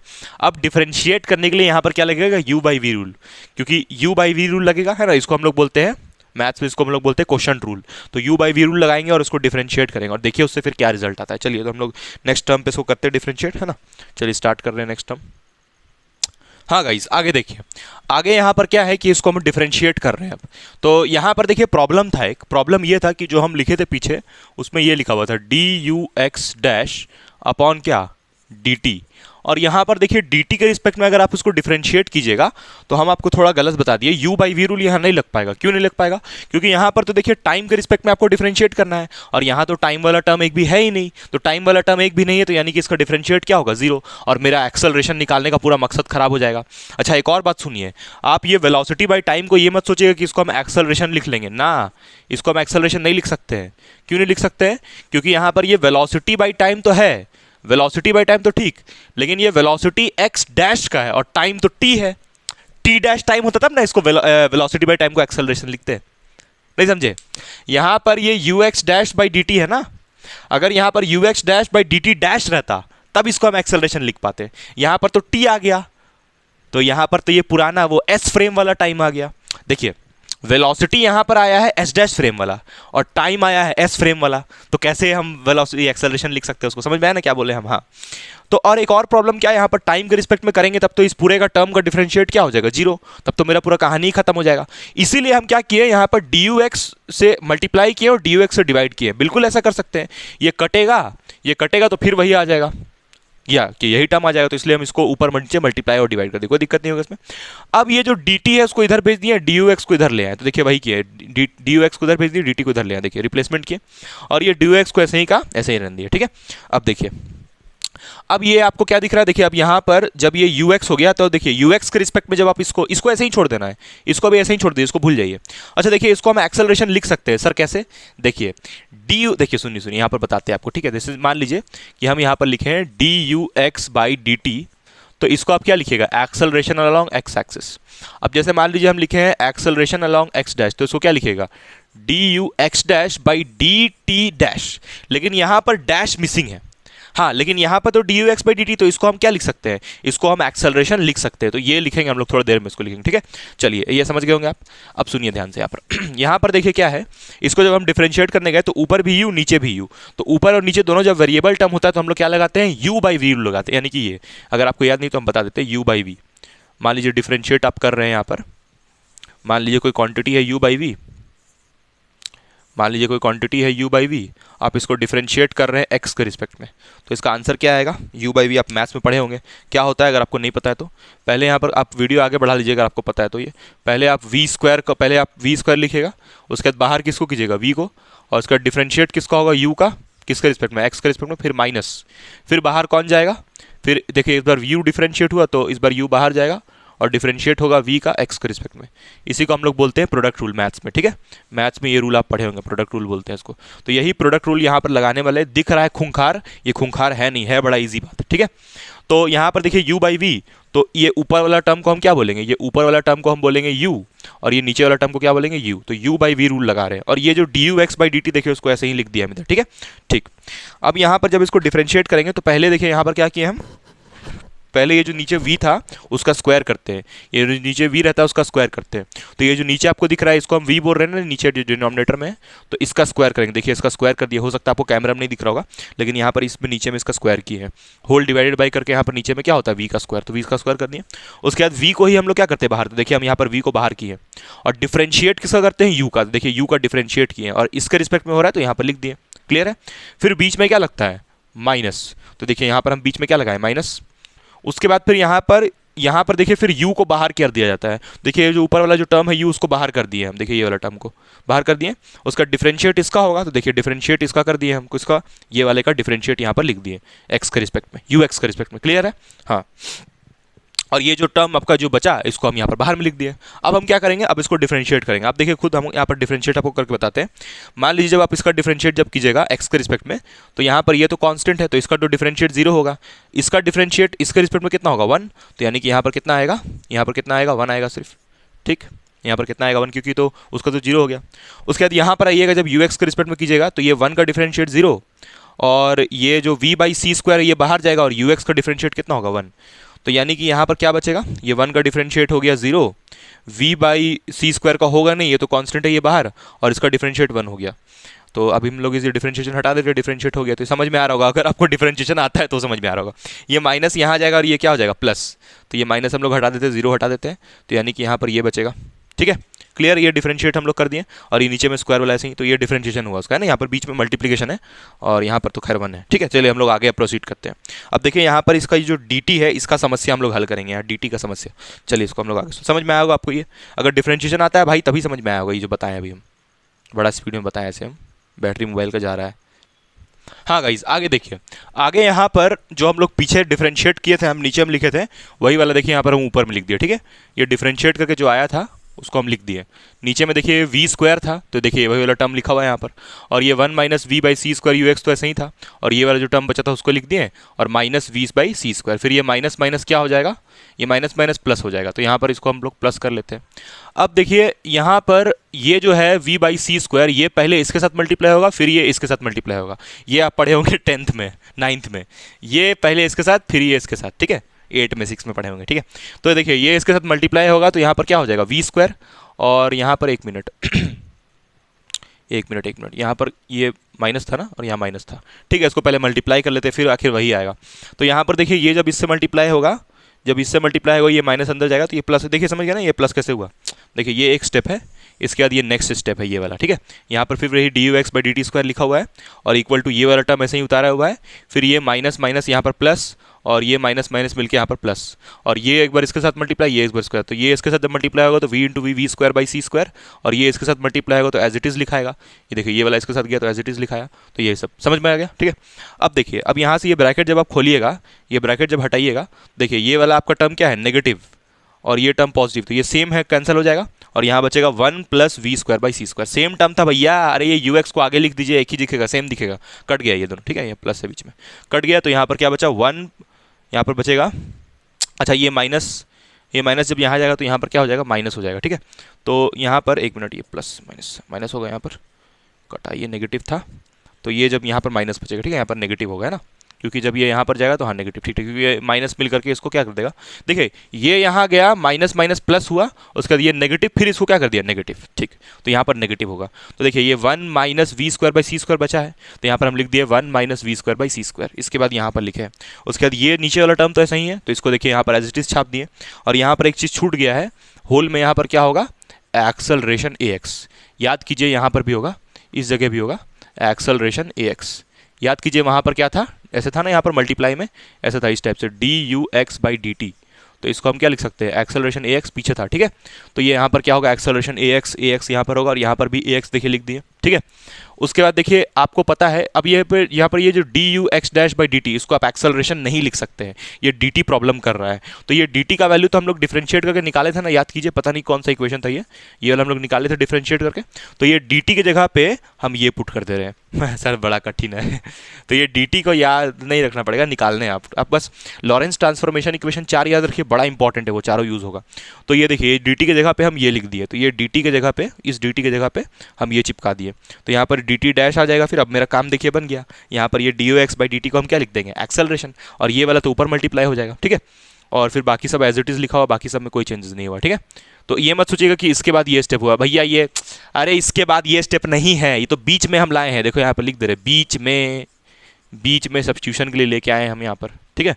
और इसके बाद ये स्टेप हुआ, इसके बाद ये हुआ, यार dt की जगह पे हम ये पुट कर दिए, ठीक है। चलिए अब नेक्स्ट हम आपको इधर लिखते हैं, बाकी एक्सेलरेशन अब निकल जाएगा, बस थोड़ा सा और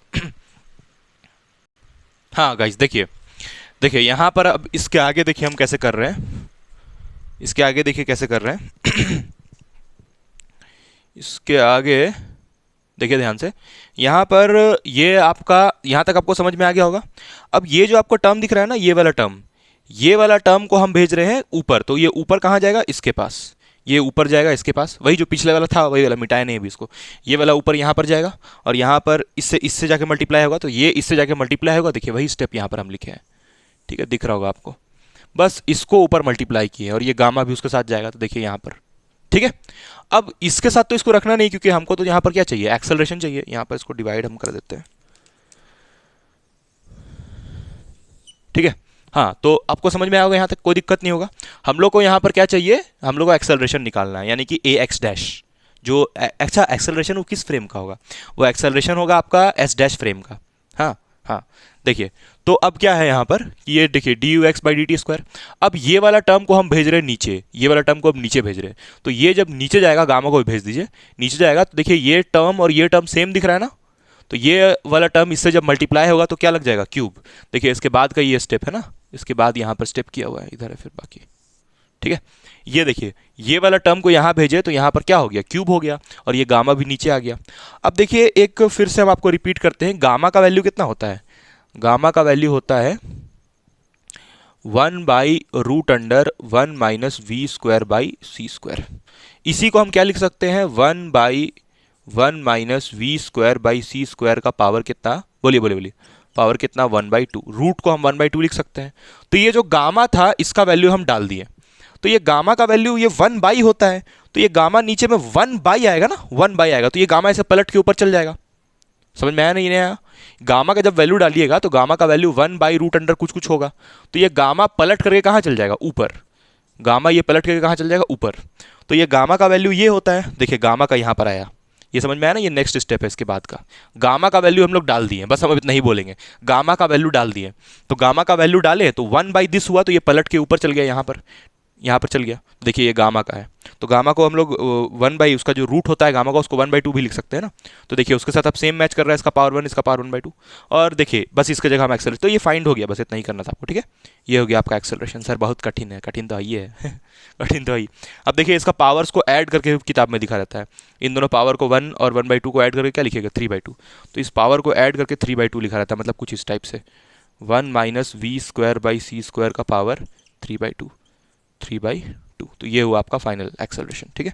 तो ये हुआ आपका expression, transformation for acceleration, this is transformation for acceleration. और वेलोसिटी का ट्रांसफॉर्मेशन तो लिख दिए थे, गामा देखिए फिर यहाँ पर यूज हुआ। तो कुछ स्टेप्स आपको यहाँ पर रिमेंबर करना पड़ेगा, कुछ की पॉइंट्स, और उम्मीद करते हैं आपको ये वीडियो बहुत मजा आया होगा, है ना, समझ में सब चीज़ आया होगा। हम बड़ा फास्ट भी बोल रहे थे, बैटरी में शायद 13% या कितना बचा। अब देखिए गाइस अभी 9, अब 10 बजने वाला है, मतलब 10 बजे नहीं, 9:30 ऐसे बज रहा है, 9:30, 9:35 हो रहा है, ठीक है, 90, ये थोड़े फास्ट भी घड़ी है 5 मिनट, हाँ, तो 9:30 हो रहा है एग्जैक्टली, 9:30, हाँ, ये मेरे पास वॉच लगा है 9:30, ट्रांसपेरेंट वॉच 9:30। तो अब गाइज हम लोग मिलेंगे अगला वीडियो में, और आपका कुछ टॉपिक्स बच गया, कुछ क्या बहुत सारा बच गया। जैसे पहला है मास एनर्जी रिलेशन, ये मास वेलोसिटी इक्वेलेंस, मतलब ये वाला फॉर्मूला बच गया, m = m0 by root under 1 minus we square by C square. ये एग्जाम में हमेशा आता है, ड्राइव करने इसको बोलता है, बड़ा लंबा इसका डेरिवेशन है, बहुत लंबा डेरिवेशन है। तो ये एक फॉर्मूला बच गया, ठीक है। चलिए हम सारा हटाते हटाते नहीं समझ जाएंगे आप। ये एक फॉर्मूला बच गया मास एनर्जी, और उसके बाद फिर मास एनर्जी इक्वेलेंस, यानी कि E equal to M C square derive करना था, वो भी नहीं हो पाया। और एक और इसी के बाद रिलेशन होता है मासलेस पार्टिकल, वो भी पढ़ना था। तो ये कुछ कुछ बच गया, बाकी मैक्सिमम टॉपिक्स हम कोशिश किया। अब अगला वीडियो जो आएगा उसमें वो जो टॉपिक्स बचा हुआ वो, और रिलेटिविस्टिक डॉपलर इफेक्ट भी आपका सिलेबस में, वो भी। तो अगर आप यहाँ तक आए हैं वीडियो में तो आप बोलिए हाँ सर यहाँ तक हम आए हैं, हमको याद है क्या क्या टॉपिक्स आपका बचा हुआ है, तो क्या क्या मतलब आप नहीं करवा पाए, तो आपका कमेंट कीजिए, तो हमको पता चलेगा कि हाँ वीडियो रियली हेल्पफुल है, ठीक है। अब आगे देखिए, अब आगे और साल लोग आएगा, हो सकता है किसी किसी का एग्जाम नहीं भी होगा। एक बात कमेंट करके बताइए कि किनका किनका एग्जाम हो गया, आप लोग कौन से सेमेस्टर में, ये सब बताइए, ठीक है। तो चलिए गाइस, हम लोग मिलते हैं फिर अगले वीडियो में, तब तक के लिए thank you, bye bye guys, bye bye bye bye.